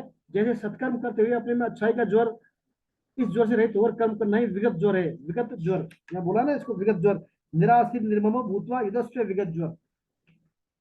मतलब एक तो सिर्फ भगवान का आश्रय हो, पहली बात। दूसरा, हमारे में ये श्रेष्ठता का भाव नहीं हो, भाई मैं तो क्या है अलग सबके सब कुछ, इतना मेरा लेवल जो है, मेरा अध्ययन लेवल ये है, मैं तो सब अर्पण भी सही करता हूँ, सब समझता हूँ, ये आप में श्रेष्ठता का भाव भी नहीं होना चाहिए। यदि आप में श्रेष्ठता का भाव आ गया ना, तो फिर आपके कर्म क्या है, सकाम तक श्रेष्ठता का भाव आते हैं, फिर आप में मान सम्मान की इच्छा जग जाएगी, और मान सम्मान की इच्छा है, फिर मान बढ़ाई, फिर आप फंस जाओगे। देखिए अपन ने पिछली बार पढ़ा था क्लास में, यज्ञार्थात कर्मो अन्यत। तो आपके जब मन में कामना आ गई, सकामता आ गई, तो आपके कर्म फिर यज्ञ के लेने होंगे, वो कर्म किसके लिए होंगे, फिर वो कर्म अन्यत्र हो जाएंगे। अन्यत्र से तात्पर्य, जैसे मान लीजिए आप किसी सत्संग सभा में गए, आप किस सत्संग में सभा में हैं आप, और वहां आप किसी श्रोता से या किसी वक्ता से आप प्रश्न पूछ रहे हैं। आपका प्रश्न पूछने के पीछे ये भाव है, भाई जो मेरे को ये सब वक्ता श्रेष्ठ समझेंगे, साहब मेरा क्या लेवल है। तो वो आपका भाव जो है मान सम्मान वाला भाव हो गया। तो वो आपका जो कर्म यज्ञ के लिए करने हुआ, वो कर्म होगा अन्यत्र हो गया, फिर वो क्या है, सकाम कर्म हो गया, क्योंकि उसमें आपकी उसमें कामना हो गई। दूसरा, दो बात बताएं दुख बात स्वामी जिसमें, तो ये बात हो, एक दूसरी बात, आप कहीं सभा में बैठे और कोई आया उसमें अचानक, तो आपने खड़े होकर उनके लिए आइए सर बैठिए वेलकम, ये तो आपने कहा उनसे, लेकिन आपके अंदर क्या है, अपनी जो श्रेष्ठता का आरोपित करने का भाव है, अर्थात मैं यदि ऐसा करूंगा तो मेरे को ये समझेंगे बड़ा सभ्य है, जेंटल है, बड़ा अच्छा है इसका, ये समझेंगे। तो ये भाव होना भी क्या है, अन्यत कर्म में श्रेणी में आता है। अर्थात आपके अंदर क्या है, कहीं कहीं श्रेष्ठता दिखाने वाली बात आ गई। तो स्वामी जी कहते हैं आपको जो मनुष्य शरीर जो है, मनुष्य शरीर कर्मों की ऐसी खेती है, इसमें एक बार कर्म का संस्कार का बीज पड़ गया ना इच्छा कामना का, तो उस बीज का फल कई जन्मों तक, कई कई कई जन्मों तक आता है। कई जन्म तक वो पौधा उगता रहता है। वो जैसे 20 पिता महका जो है, 104 साल बाद भी जो है वो फल मिला उसको। तो मनुष्य जन्म, मनुष्य योनि बड़ी दुर्लभ है। इसमें जो भी कर्म करें अपन, बड़ी सावधानी पूर्वक करें। यही कर्म योग चल रहा है अपना। यहाँ बता रहे भगवान, जो भी कर्म करें उनमें कहीं भी मतलब आसक्ति, ममता, कामना जहां आ गई उन कर्मों में, तो वो कर्म क्या है, बंधनकारी है। चाहे अच्छे कर्म हो चाहे बुरे हो। तो अच्छे कर्मों को तो स्वामी जी सोने की जंजीर है, और बुरे कर्म लोहे की जंजीर है। तो दोनों जंजीर है, तो दोनों बंधनकारी। अच्छे कर्म करेंगे तो आपको भोगने के लिए बार बार रहना पड़ेगा, और बुरे कर्म करेंगे तो भी भोगने जाना पड़ेगा। तो स्वामी जी कहते हैं आपके जो कर्म है ना, यज्ञार्थ, यज्ञ के लिए होने चाहिए, ना कि अन्यत्र कर्म होने चाहिए। यही बात इस श्लोक में बताई गई है। तो निराशिर निर्ममो, आपको मतलब भगवान पर आश्रित होकर बिना आसक्ति के और बिना श्रेष्ठता का भाव लिए ही जो है ये कर्म करने हैं। इस प्रकार भगवान कह रहे हैं, ऐसे अर्जुन तू सभी कर्मों को इन भाव से मेरे अर्पण कर दे, निसंदेह तुझे जो है मेरी प्राप्ति होगी। अब अगला श्लोक आता है 3.31 एंड 2। ये मे मत मिदम नित्य, ये मे मत मिदम नित्य मनुतिष्ठन्ति मानवा, श्रद्धावन्तो अनुसूयन्तो, श्रद्धावन्तो अनुसूयन्तो मुच्यन्ते ते अपि कर्मभि। ये त्वे तदभ्य सूयन्तो, ये त्वे तदभ्य सूयन्तो नानुतिष्ठन्ति मे मतम, सर्वज्ञान रूढ़ांस्तान विद्धि नष्टान चेत सह। अब देखिए भगवान इसमें क्या बता रहे हैं। भगवान ने अपना सिद्धांत बताया, मत बताया था पिछली बार। भगवान ने कहा ना ऐसा मेरा मत है। अब भगवान इसमें कह रहे हैं जो मनुष्य दोष दृष्टि से रहित होकर, अर्थात श्रद्धा पूर्वक मेरे इस पूर्व श्लोक में मत वर्णित मत का अनुसरण करते हैं, मतलब पूर्व श्लोक से तात्पर्य सभी कर्तव्य कर्म मेरे को अर्पण कर दे, निराशित होकर, अर्थात ममता रहित, आसक्ति और रहित होकर मेरे को अर्पण कर दे, इसका अनुसरण करते हैं, वे भी कर्मों के बंधन से मुक्त हो जाते हैं। वे क्या है, जो भी अपनी व्यक्ति अपने समस्त कर्मों को भगवान को अर्पित करता है, तो वो भी क्या है, कर्म बंधन से मुक्त हो जाते हैं। परंतु जो मनुष्य मेरे इस मत में दोष दृष्टि करते हुए, जो मनुष्य मेरे इस मत में दोष दृष्टि करते हुए इसका अनुष्ठान नहीं करते, उन संपूर्ण ज्ञानियों में मोहित और अविवेकी मनुष्यों को नष्ट हुए ही समझो, अर्थात उनका पतन ही होता है। अर्थात उनका पतन ही होता है। अब भगवान कह रहे हैं मेरे मत, भगवान ने मत दिया ना पिछले श्लोक में ऐसे करने। तो देखिए दो बात होती है, एक होता है मत, एक होता है विचार, एक होता है सिद्धांत। क्योंकि व्यक्ति की धारणा होती है ना अपनी पर्सनल, तो वो क्या कहते हैं, व्यक्तिगत मत कहलाते हैं, वो व्यक्तिगत मत। अब जैसे किसी का मत है, क्या है, अलग अलग मत हो सकते हैं, मतभेदी हो सकते हैं। लेकिन जब अधिकतर व्यक्तियों का मत एक हो जाए ना, तो एक मत है हमारा, तो उस मत से फिर क्या है, वो फिर धीरे धीरे नियम बन जाता है। वो मत जैसे जैसे मान लीजिए साइंटिस्ट प्रयोग करते हैं, भिन्न भिन्न प्रयोग करते हैं, प्रयोग करने के बाद फिर सबके रिजल्ट एक जैसे आते हैं, तो संकल्पना बन जाती है। संकल्पना से फिर वह क्या है, वो नियम बन जाता है, नियम से फिर सिद्धांत बन जाता है ना। तो व्यक्तियों का तो रहा मत, और भगवान कह रहे हैं मेरा मत, क्योंकि भगवान की सब बातें सिद्धांत है ऑलरेडी। तो भगवान की सब बातें सिद्धांत हैं। फिर भी भगवान क्या कह रहे हैं, मेरा मत कह रहे हैं, अपनी अपने सिद्धांत को मत बता रहे हैं, मतलब छोटा बात बता कह रहे हैं भगवान। तो भगवान का ये बड़प्पन है। हम कहते हैं हमारा तो ये सिद्धांत है, अरे सिद्धांत तो भगवान के होते हैं, अपने सिद्धांत होते हैं क्या, अपने तो मत होते हैं। लेकिन भगवान देखिए अपने सिद्धांतों को ही मत बता रहे हैं कि मेरा मत। तो ये भगवान के यहाँ पर बड़प्पन का भगवान दिखा रहे हैं। श्रेष्ठ व्यक्तियों को जो है अपनी हमेशा बड़प्पन दिखाना चाहिए, विनम्रता वाला भाव दिखाना चाहिए। तो भगवान कह रहे हैं यहाँ पर मिलने मिलने और बिछड़ने वाली कोई वस्तु या पदार्थ या क्रिया हमारी नहीं है, हमारी नहीं है, ये भगवान का मत है, भगवान का सिद्धांत माने सिद्धांत है भगवान का। भगवान के इस मत का अनुसरण करने वाले मनुष्यों को भगवान या मानव कह रहे हैं। अर्थात मनुष्य मात्र का यह कर्तव्य है कि भगवान की आज्ञा का पालन करे, क्योंकि भगवान की बात और भगवान में कोई अंतर नहीं। भगवान की बात और भगवान में कोई अंतर नहीं। देखिए, और भगवान के नाम भी आता है इसमें, भगवान की बात, भगवान के नाम और भगवान में कोई अंतर अभिन्न है, तीनों ही। आज्ञा पालन करने से परमात्मा प्रसन्न होकर हमारे साधन को पूर्ण कर देते हैं। यदि हम भगवान को न माने और केवल उनकी बातों को मान लें, तो भी कर्म बंधन नहीं होगा, मुक्ति निश्चित है। कैसी कृपा, लेकिन भगवान को मानकर भगवान के मत का श्रद्धा एवं दोष दृष्टि से रहित होकर अनुसरण करने से श्री कृष्ण प्रेम की प्राप्ति हो जाएगी, जो कि मानव जीवन का अंतिम लक्ष्य है।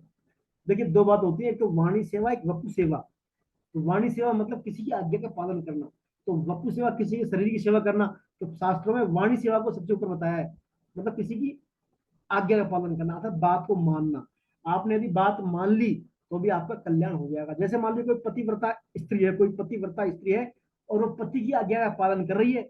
पतिव्रता है, पति की आज्ञा का पालन करती है, जो पति कहता है वो करती है वो।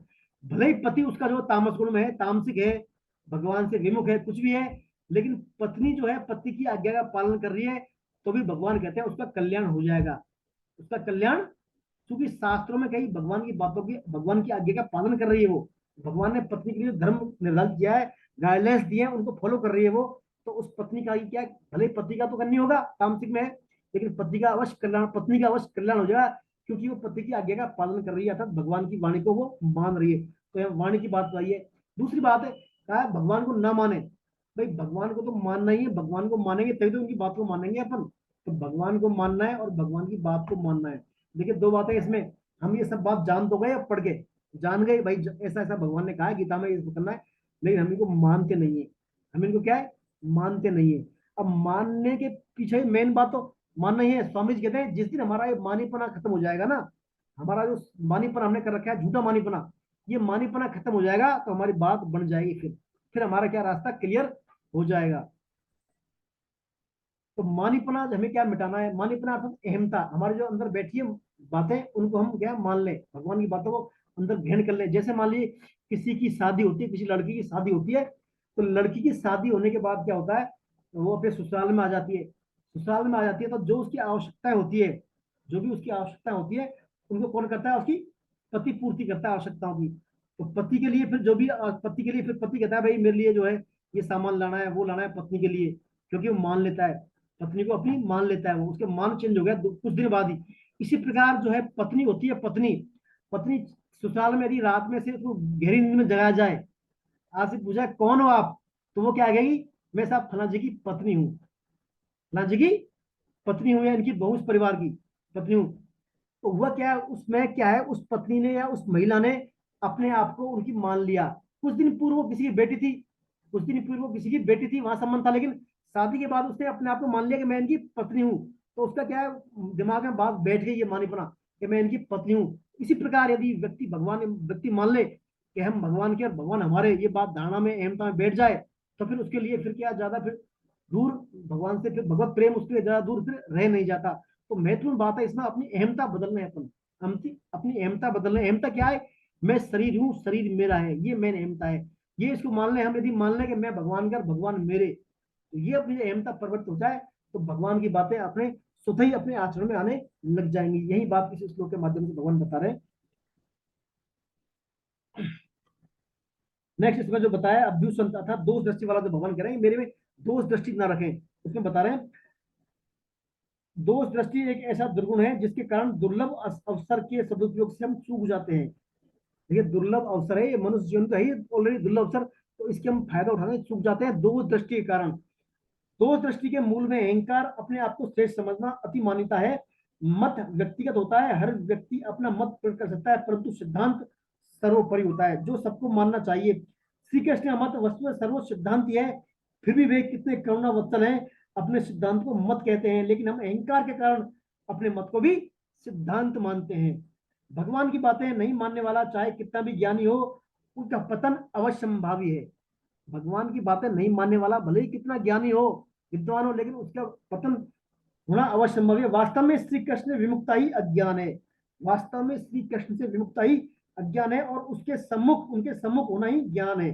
देखिए ज्ञान, ज्ञान की दो डेफिनेशन आ रही है, भगवान से सम्मुख होना ज्ञान है, और भगवान से विमुख होना, आगे आया ज्ञान विज्ञान योग, सातवां क्या पढ़ेंगे अपन, उसमें आएंगी डेफिनेशन, ज्ञान क्या और विज्ञान क्या है।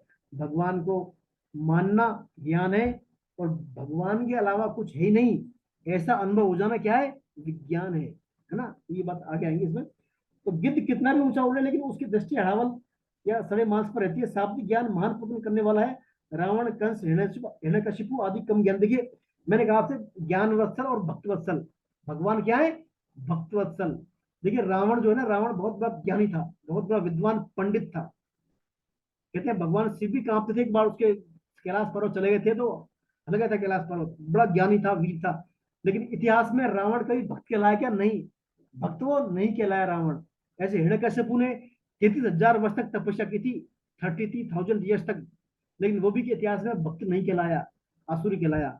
तो यहाँ पर भगवान बता रहे हैं जो भक्त वत्सल हैं, जो भगवान की बात मानते हैं, भगवान को फॉलो करते हैं, है ना, उनकी तो क्या है, वही ज्ञान है। तो उनसे यदि आप भगवान की बात नहीं मान रहे तो आप फिर अज्ञानी है। अच्छा, और भले कितना आपने शास्त्रों में ज्ञान ले लिया, भगवान से विमुख है आप, तो फिर आप ज्ञान आपको काम का वो है नहीं। तो यहाँ में इसका एक उदाहरण दिया पंडित जी का, पढ़ पढ़ के पत्थर भया, लिख लिख भया जो ईंट, कहीं कबीरा प्रेम की लागी ना एक ही छींट, पोथी पढ़ पढ़ जुग मुआ, पोथी पोथी पढ़ पढ़ जुग मुआ, पंडित बयान कोई, ढाई आकर प्रेम का पढ़े सो पंडित को। प्रेम के बारे में बताया गया। देखिए, एक पंडित जी थे, एक विद्वान थे पंडित जी, एक पंडित जी बहुत विद्वान थे। वो दिन भर ब्रह्म की चर्चा करते थे, ब्रह्म की चर्चा, भगवत चर्चा, ये बड़ी बड़ी बातें करते थे, बहुत बड़ी बड़ी बातें करते थे वो। तो बातें करते थे पंडित जी। एक दिन क्या हुआ, वो अपनी चर्चा में मशगूल थे, चर्चा में ब्रह्म चर्चा में मशगूल थे। लेकिन उनकी जो पत्नी थी वो अनपढ़ थी बेचारी। पत्नी क्या अनपढ़ थी, वो पत्नी अनपढ़ थी, निरक्षर थी।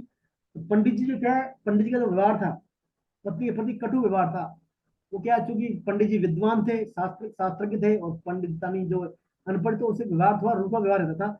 एक दिन क्या है, लेकिन पंडितानी जो थी वो सरल सहज स्वभाव की थी। एक दिन पंडित जी का सेशन चल रहा था बाहर ज्ञान का, ज्ञान को जो है सेशन खत्म होने के बाद पंडित जी खाना खाने के लिए आए, भोजन करने के लिए आए। तो पंडितानी जी ने क्या, दाल में कमक नमक जो है कम डाल दिया। पंडितानी जी ने दाल में नमक कम डाल दिया। तो उससे जो है पंडित जी उग्र हो गए, पंडित जी उग्र हो गए। तुम्हें इतना भी ध्यान नहीं रहता, देख के चिल्लाए वो, क्या आपने दाल में नमक नमक ढंग से नहीं डाल सकती आप, ऐसे क्या है? तो पंडितानी जी बड़े शांति से बोली, भाई ठीक है, मैं नमक लेकर आती हूँ, और अपनी इच्छा से आप डाल देना। तो पंडित जी और खुश हो गए, बोलो अब डालने का क्या फायदा, आपको पहले डालना चाहिए था, और आप ध्यान नहीं रखती। और मतलब पंडितानी जी को कई शब्द बोल दिए उन्होंने। तो ज्यादा जब बोले पंडित जी, तो पंडितानी जी भी ताव में आ गई। पंडित ताव में आ गई। तो पंडिता जी ने कहा, मैं पढ़ी लिखी भले ही नहीं हूँ, लेकिन इतना तो समझती हूँ कि जिसको ब्रह्म में स्वाद आ गया, जिसको ब्रह्म का चस्का लग गया, जो ब्रह्म की बड़ी बड़ी बातें कर रहा है, फिर चुटकी भर नमक में स्वाद नहीं पड़ता उसको फिर। अर्थात तुम दिन भर ब्रह्म चर्चा में मगन रहते हो, लेकिन तुम्हारा अभी भी नमक में स्वाद बना हुआ है। समझे ना बात मैं कहना चाह रहा हूँ? मतलब आप बड़े विद्वान हो, लेकिन आपको छोटी चीज में आपका स्वाद बना हुआ, अर्थात आप जो है खाली ज्ञानी है, आपने प्रेम का जो प्राकट्य अभी हुआ नहीं है। आपने अभी प्रेम का भगवत प्रेम जो आपने अभी प्राणियों के प्रति, जो सभी आत्मा जिनकी सर्वात्मा है, उनके प्रति आप में प्रेम नहीं है, ना कोई प्राकट हुआ प्रेम का, तो आपका सभी बेकार। तो ऐसा जब कहने पर पंडित जी क्या कुछ बोल नहीं सके, चुप पड़ गए पंडित जी, है ना। तो मूल बात क्या है, हमें हमारे हृदय में करुणा हो। फिर तीन बात जो कर्मयोग में आती है, अपना श्रेय या कल्याण की भावना, हृदय में करुणा, और स्वभाव में उदारता। स्वभाव में उदारता हो, जैसे मान लीजिए नमक का जो उदाहरण है, तो आदमी को इतना विचलित होने की आवश्यकता नहीं है, उसमें फ्लेक्सिबल होना चाहिए, उदारता उसमें, है ना। तो ये बारे में भगवान बताता है यहाँ पर। अब जो है भगवान के मत के मानने के पीछे का बहुत सारा भाव है। यहाँ पर भगवान जो है अशुद्धि के बारे में बता रहे हैं, हमारे मन बुद्धि अहंकार में जो अशुद्धि आ गई, उसको हम जो कैसे दूर करें, और कैसे हम तो साफ होगी। तो अगले श्लोक में भगवान 3.31, 3.33 एंड 3.34, इसमें भगवान बता रहे हैं, सदृशम चेष्टते स्वस्य, सदृशम चेष्टते स्वस्य प्रकृतेर ज्ञानवानपि, प्रकृतिम यान्ति भूतानि निग्रहं किम करिष्यति, इंद्रियस्येन्द्रियास्यार्थे राग द्वेष वर्षितौ त्यो निवसमगच्छेत् तौ हास्य परिपन्थिनौ। अब देखिए भगवान इस श्लोक के माध्यम से क्या करें, संपूर्ण प्राणी जो है प्रकृति को प्राप्त होते हैं, संपूर्ण प्राणी प्रकृति को प्राप्त होते हैं। ज्ञानी महापुरुष भी अपनी प्रकृति के अनुसार चेष्टा करता है, फिर इसमें किसी का हट क्या करेगा। इंद्रिया, इंद्रिया के अर्थ में प्रत्येक इंद्रिय के विषय में मनुष्य के राग और द्वेष व्यवस्था है से अनुकूलता और प्रतिकूलता को लेकर स्थित है। मनुष्य को उन दोनों के वश में नहीं होना चाहिए, क्योंकि वे दोनों ही परमार्थिक मार्ग में विघ्न डालने वाले शत्रु हैं। तो यहाँ भगवान बता रहे हैं कि सभी इंद्रियां जो है ना, इंद्रियां, हर व्यक्ति की इंद्रियां राग और द्वेष में स्थित है। राग और अटैचमेंट है कहीं उनका, कहीं डी अटैचमेंट है। तो यहाँ बता रहे हैं, हमें ऐसा लगता है कि हम स्वतंत्र हैं, पर हम अपनी इच्छा के अनुसार कर्म करते हैं। वस्तुतः ऐसा है नहीं, क्योंकि हम अपने स्वभाव के गुलाम हैं। अपन अपने क्या स्वभाव के गुलाम है। स्वभाव क्या बनता है, वृत्तियों से, वृत्तियां गुणों से आती है, गुण आते हैं प्रकृति से। तो आखिर हम क्या प्रकृति के गुलाम हो गए। जीव नाम परवस्था का है, हम अपनी प्रकृति के वश में है। जब तक मन बुद्धि इंद्रियां और अहम से युक्त इस शरीर रूपी यंत्र पर सवार है, तब तक अवश्य अवश्य मतलब बाध्य होकर ही हम चेष्टा करेंगे। यदि हम राग द्वेष से रहित हो जाएं, तो फिर हमारे स्वभाव में जातीय भिन्नता होते हुए भी हमारा स्वभाव शुद्ध ही रहेगा और हम अवश्य नहीं होंगे। हम राग द्वेष से रहित हो जाए तो, जैसे भगवान के विभिन्न योनियों में होने वाले अवतार कर्मों में भिन्नता के होने पर ही परम पवित्र है, क्योंकि उनमें राग द्वेष से वो रहित होते हैं। मैंने बताया था आपको वीत राग कैसे हो, अपन कर्तव्य का पालन करें अर्थात अपना कर्तव्य करें, या दूसरे के अधिकार की रक्षा करें, अपना अधिकार भूल जाए अपन, तो उससे क्या अपने पुराने राग खत्म हो जाएंगे और नया राग बनेगा नहीं। हम वीत राग, इसी प्रकार हमारा द्वेष खत्म हो जाएगा। तो वीत राग भय क्रोधा मनमया माऊ पास्ता, वीत राग की को क्या तत् की प्राप्ति हो जाती है। फिर भगवान आगे बताते हैं, ज्ञानी महापुरुष का स्वभाव शुद्ध होता है, वह प्रकृति वश में नहीं होता। इसके विपरीत अशुद्ध व्यक्ति स्वभाव वाले जो मनुष्य हैं, उनमें अशुद्ध मन बुद्धि के अनुसार वो कर्म करते हैं।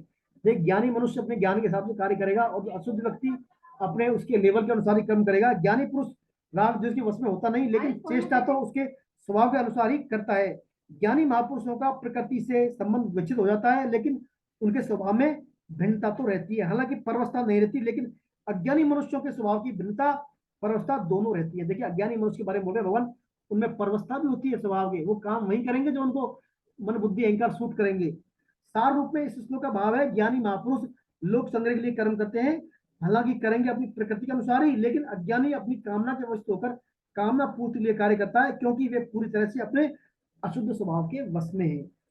अशुद्ध स्वभाव के वश में है। देखिए, इसमें सेठ जी उदाहरण दिया है। एक बार जो है सेठ जी महाराज बांकुड़ा है वेस्ट बंगाल में, वहां गए थे समुद्र किनारे। तो बंगाली जो बालक था वो कड़की धूप में क्या है मछली पकड़ रहा था, मछली पकड़ रहा था। तो उन्होंने पूछा सेठ जी ने, भाई आप इतनी मेहनत क्यों कर रहे हो, कितना कमाते हो? तो उन्होंने कहा था, मुश्किल से 4 आने कमा पाता हूँ। तो सेठ जी ने कहा, कल से आप मेरी दुकान पे आ जाना, है ना, मैं आपको जो है 4 के डबल जो पैसे 8 आने दूंगा। तो अगले दिन क्या हुआ, फिर वो लड़का सेठ जी दुकान पे आ गया, उसको बता दिया एड्रेस। तो वहां आ गया, तो सेठ जी से कहा क्या काम करना है। सेठ जी का, ये माला लो, भगवान का नाम लो, ऊपर कमरे में चले जाओ, वहां पर क्या बढ़िया वेल फर्निश्ड कमरा है, पंखा वंखा लगे हुए हैं, बेड है, वहां पर बैठ के आप राम राम का नाम करो शाम तक, है ना, बस शाम को आप आ जाना, आपको जो है मिल जाएंगे पैसे। तो जो है शाम हुआ, वो वापस नीचे आया, तो फिर वो सेठ ने उसको 8 आने दे दिए, डबल पैसा दे दिया उसको, तो वो चला गया। फिर जो है बाद में अगले दिन वो आया ही नहीं, वो नहीं आया अगले दिन काम पर। फिर जो सेठ जी वहां 2 दिन बाद सेठ जी वहां गए, तो सेठ जी वो वही मछली पकड़ता मिला। सेठ जी ने पूछा, भाई आपको क्या दिक्कत आई, मैंने आपको डबल पैसा दिया और कोई काम ही नहीं था, क्या दिक्कत है आपको? तो सेठ जी महाराज को हाथ जोड़ दिए, भगवान ये मेरे नाम में मेरे बस की बात नहीं है, मेरे तो मछली वाला ही काम ठीक है। वो उसका स्वभाव था, वो उसका स्वभाव था। अर्थात अज्ञानी व्यक्ति अपने स्वभाव के परवश होकर ही कर्तव्य कर्म करते हैं। अज्ञानी व्यक्ति जो इनको तत्व ज्ञान नहीं है, भगवान से विमुख है, वो अपने स्वभाव के परिवश होकर ही कर्म करते हैं। हालांकि ज्ञानी व्यक्ति भी करते हैं, लेकिन ज्ञानी व्यक्तियों की प्रकृति क्या है, ज्ञानी व्यक्ति भगवान के सम्मुख होते हैं, सात्विकता में रहते हैं, तो वही कर्म करते हैं, लोक संग्रह वाले कर्म करते हैं। और जो अज्ञानी व्यक्ति हैं, वो भोग संग्रह वाले कर्म करते हैं, अर्थात प्रकृति के परवश हुए, प्रकृति के भिन्न गुणों के अधीन होकर वो कर्म करते हैं, जिनके फलस्वरूप उनको ऊंच नीच योनियां प्राप्त होती रहती हैं। यहीं तक करेंगे अपन आज, है ना। नेक्स्ट श्लोक जो है अगली क्लास में लेंगे अपन।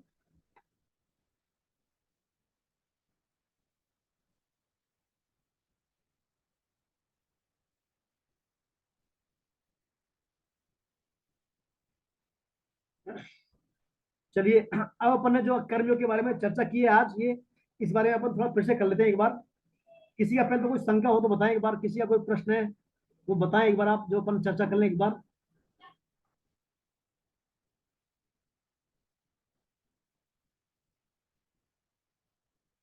अपने आप को आप अनम्यूट कर सकते हैं, है ना, बोलने के लिए अनम्यूट कर सकते हैं अपने आप को, मैंने सब कर दिया है।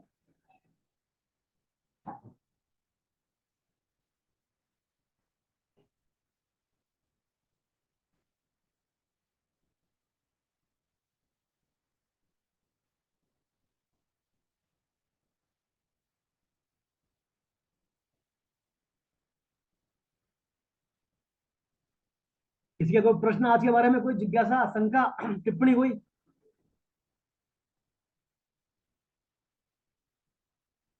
सुखबीर जी नहीं है, सुखबीर जी आज? हाँ सर, मैं यही हूँ। आप बोले सर, बोले कोई आप जिज्ञासा इस बारे में कुछ? ये ये सुखदेव जी कौन थे सर, सुखदेव जी? सुखबीर सिंह जी है ना आपका सर? नहीं, मैं तो हूँ सर, मैं कह रहा हूँ सुखदेव ऋषि कौन थे, सुखदेव। स्वामी सुखदेव, ये सर व्यास देव जी के वो हैं, व्यास देव जी के पुत्र हैं, जिन्होंने जो है। तो व्यास, सर एक मिनट, व्यास देव जी के पुत्र हैं तो ये महाभारत में व्यास देव जी थे उनके पुत्र, और राजा जनक क्या है, उसके थे पहले युग के, राजा जनक जब तक जीवित थे क्या? हाँ बिल्कुल सर, ये सब लॉन्ग टाइम लॉन्ग लाइफ वाले हैं सब ये, कई तो सतयुग में। राजा जनक का इतना शासन चला कि वो महाभारत काल तक उनका राजा राजा रहे हो। नहीं नहीं, राजा जनक जो है ना, राजा जनक तो पहले मतलब सतयुग के बाद त्रेता में थे, त्रेता। त्रेता से अब द्वापर तक, मतलब। हाँ त्रेता में थे राजा, द्वापर में भगवान कृष्ण आए थे फिर, हाँ, द्वापर में। द्वापर तक उनका वो चला था। हाँ लेकिन ये त्रेता की बात है, त्रेता में थे व्यास देव जी। व्यास देव जी काफी पहले से थे, और सुखदेव जी जो है ना, सुखदेव जी तो उसके बाद त्रेता में थे, द्वापर में थे। सुखदेव जी क्या है, छोटी अवस्था में ही है, और ये मतलब एक प्रकार से व्यास देव जी के पुत्र हैं, और ये भगवान के अवतार ही हैं एक प्रकार से, भगवान के अवतार हैं एक प्रकार से कहते हैं इनमें, जो है एक बार पहले सतयुग में एक बार जो कथा हो रही थी, एक बार शिव शंकर भगवान ने नहीं हम। सर, लेकिन सर व्यास देव जी तो सर रानी सत्यवती से पैदा हुए थे, पाराशर ऋषि और उनसे, और उनके पुत्र बात पर ये हुए बात सुनिए सर, सुखदेव जी। बात सुनिए पूरा। एक बार शिव शंकर भगवान जो है अपने वहां पर कैलाश पर्वत में पार्वती जी को अमर कथा सुना रहे थे, अमर कथा। तो अमर कथा सुना रहे थे भागवतम। तो शिव शंकर भगवान ने पार्वती जी कहा था मैं आपको कथा सुनाता हूँ, यहाँ पर कोई भी मतलब जो है नहीं रहना चाहिए, मैं आपके लिए अमर कथा सुना रहा हूँ। तो वहां क्या है, उन्होंने डमरू बजा के सबको बाहर कर दिया वहां से। तो एक तोते थे, तोता सुख नाम के तोता थे, वो वहां पर छुप गए। उन्होंने उस कथा का पान कर लिया, कथा का पान कर लिया। तो क्या है, फिर बाद में कथा सुनाई, अमर कथा थी वो, भाई सुख सुन अमर हो जाओगे आप। तो जैसे ही शिव जी को पता लगा, तो शिव जी को, भाई आप, मैंने सब भैया आप कहाँ से आ गए, शिव जी सुख के पीछे भागे, तोते के पीछे। तो तोता भागता भागता भागता जो है व्यास देव जी के वहां पहुंच गया। व्यास देव जी की जो माँ पत्नी थी, नाम ध्यान नहीं आ रहा, वो उनके घर में घुस गया उधर में वो। तो जो है शिव जी त्रिशूल लगे मारने भागे उसको। तो व्यासदेव ने कहा महाराज रुकिए आप, शिवशंकर प्रभु रुकिए, आप क्या कर रहे हैं, आप जो है ब्राह्मणी है इसके, आप क्या मारोगे इनको, क्या हुआ? बोले ऐसे ऐसे मैंने अमर कथा सुनाई माँ पार्वती के लिए, और ये सुन के आ गया। बोलो अमर कथा है तो ये अमर हो गया, अब आप क्यों मार रहे हो, ये तो अमर हो गया सुन के। तो फिर क्या है, वो जो व्यास देव जी है गर्भ से फिर वही जो है सुख नाम तोता, सुखदेव जी नाम से फिर जो है जन्म होता है इनका। तो तब से जो है इनका रहता है। तो ये फिर क्या है, सुखदेव जी क्या है 12 वर्ष तक जो है इनकी माँ के घर में रहे, निकले नहीं ये। 12 वर्ष तक माँ के घर, ये क्या है बड़े पवित्र हो गए थे इस कथा सुन के। तो इनको ये मन में था कि भाई मैं बाहर आने के बाद भगवान की माया के वश में आ जाऊंगा, अर्थात मैं कर्म कर बैठूंगा, तो ये माया से बचने के लिए आए ही नहीं। तो व्यास देव जी ने कहा इनसे, भाई पुत्र जो है आपको माया प्रभावित नहीं करेगी, सब देवताओं ने स्तुति की, आपको माया प्रभावित नहीं करेगी, आप माया से वशीभूत नहीं होंगे, आप अपने बाहर आइए। तो फिर 12 वर्ष बाद जो गर्भ से बाहर आते हैं, गर्भ के बाद फिर यह चल देते हैं सीधा, ये कहते हैं जितना गाय दूधते हैं ना अपन, जितना समय गाय दूधने में लगता है उतनी रुकते ही जगह है सुखदेव जी, बाकी रुकते नहीं कहीं भी है। ये सुखदेव जी के बारे में। फिर जो है सुखदेव जी बाद में नैमिषारण्य में जो है परीक्षित महाराज को जो है कथा सुनाते हैं।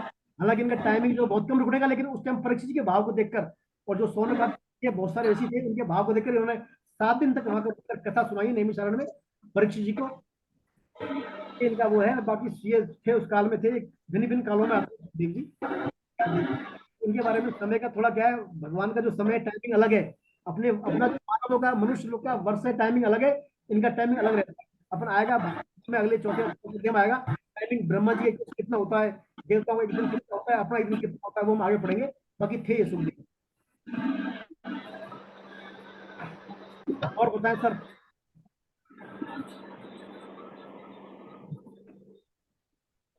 तो कर्मयोग जो पढ़ रहे हैं अपन, देखिए कर्मयोग पढ़ रहे हैं ना, मेन गीता का कर्मयोग ही है, मेन जो पार्ट है भगवत गीता का। हालांकि भगवत गीता में ज्ञान योग भी है, कर्मयोग भी है, भक्ति योग भी है, और ध्यान योग, सभी योग है। लेकिन जो बेसिक कहते हैं गीता निष्कामता सिखाती है, निष्काम कर्मयोग का पालन करने की बात कहती है। तो एक कर्मयोग की बेसिक बात है, इसी चैप्टर में आएंगे अपन, कर्मयोग पर आधारित है ये। कर्म अपन कैसे करें, फिर आगे वाले भाग में भगवान बताए कर्मों के तत्व क्या है, कर्मों के तत्व क्या है, कर्मों के विषय कौन कौन से हैं, वो बात आगे पढ़ेंगे। अभी अपन बेसिक कर्मों के बारे में, कर्म क्या है, अपने कैसे करने चाहिए, किस भाव से कर्म करने चाहिए अपने को।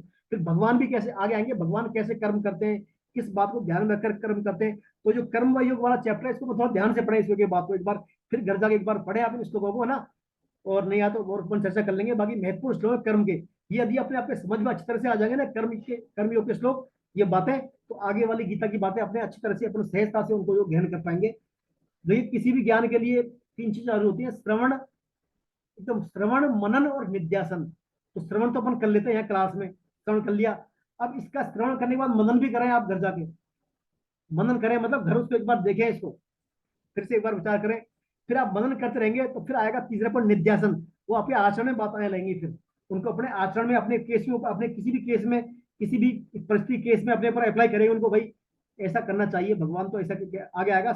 कर्तव्य, एक कर्तव्य की जब स्थिति आएगी अपनी, है ना, कभी किसी कंडीशन में क्या करें क्या नहीं करें, तो उसकी स्थिति में शास्त्रीय प्रमाण रहेंगे अपने लिए। फिर ऐसे व्यक्ति के लिए शास्त्रीय प्रमाण है, जो शास्त्र कहते हैं वही कर्म करना है फिर हमें, कर्तव्य, एक कर्तव्य व्यवस्था में। तो आप इसको जो है श्रवण करें, मनन भी करें और निध्यासन का भी प्रयास करें, तो आपको ये गीता क्या है आपके आचरण में अति शीघ्रता से आएगी बातें, और आप जो है भगवान के फिर प्रिय काम करने वाले बन जाओगे, आप भगवान के कृपा पात्र बन जाएंगे फिर अपन। और किसी की कोई बात हो तो बताएं, आप चर्चा करें थोड़ा, और कोई बोलना चाहे कर्मियों के बारे में अपनी जो राय देना चाहे, या आज जो चर्चा की अपन ने कुछ किसी के बारे में कुछ हो।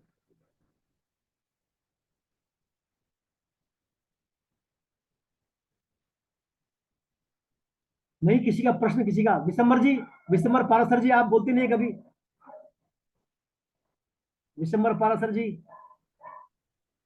हरे कृष्णा। हरे कृष्णा सर। आप भी सर कभी कहाँ, जयपुर से ही हैं सर आप? नहीं सर, मैं करौली से हूँ सर। अच्छा, आप क्या कभी चर्चा करें कवियों के बारे में, कभी थोड़ा मन में जिज्ञासा जी समझ आपके, रहा हूँ, थोड़ा सा मुझे इतनी जानकारी नहीं है, थोड़ा समझने की कोशिश कर रहा हूँ।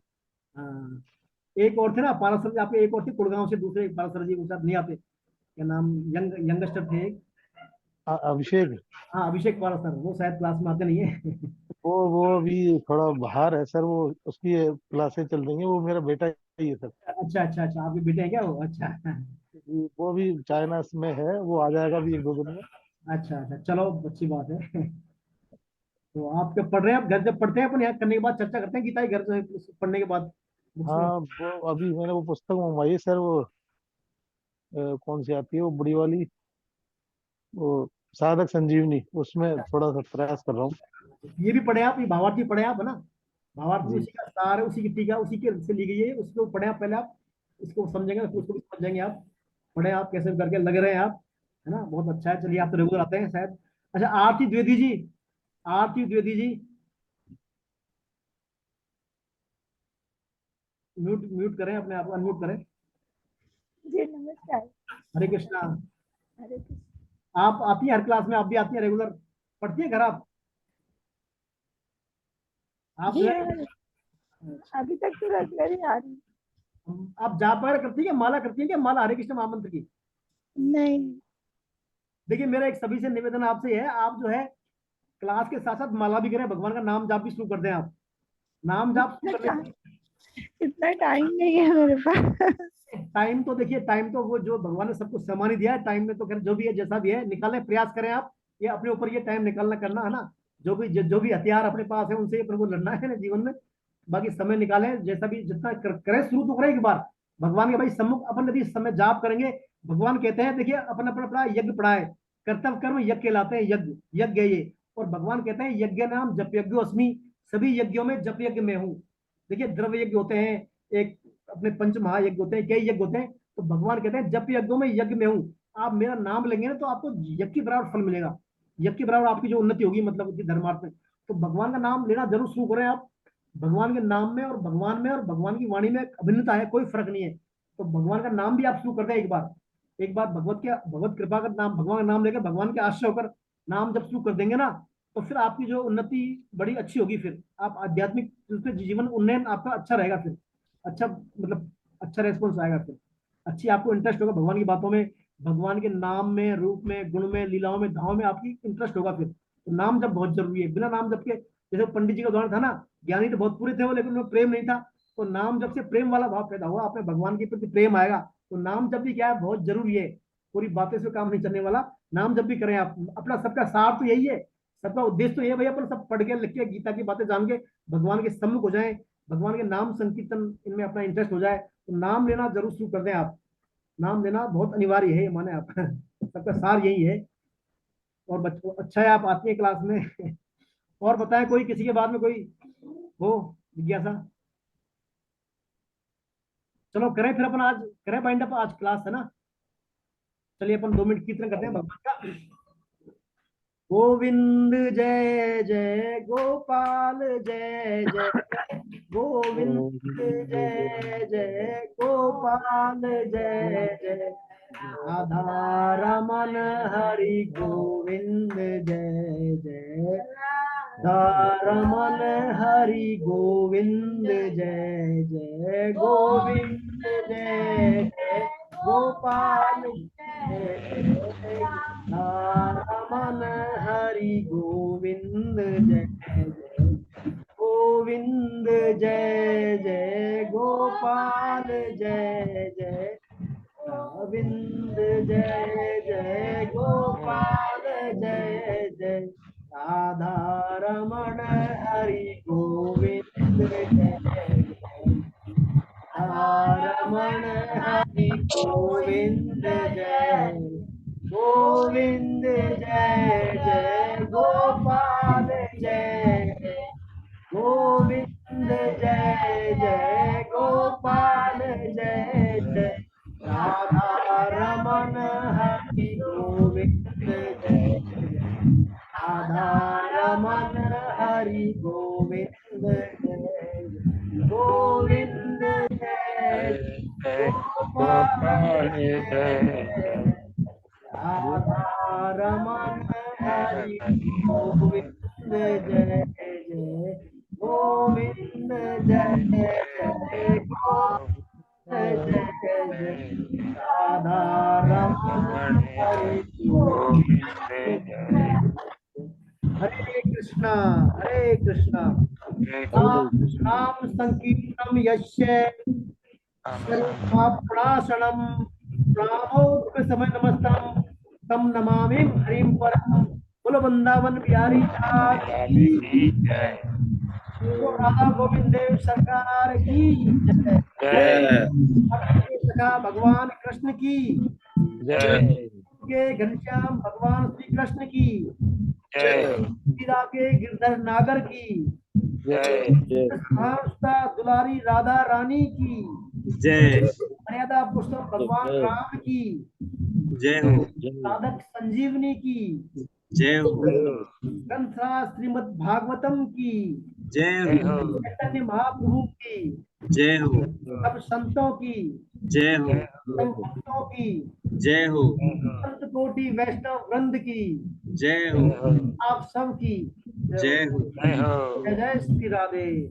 जय जय श्री राधे। हरे कृष्णा। आप सभी को प्रणाम। हरे कृष्ण।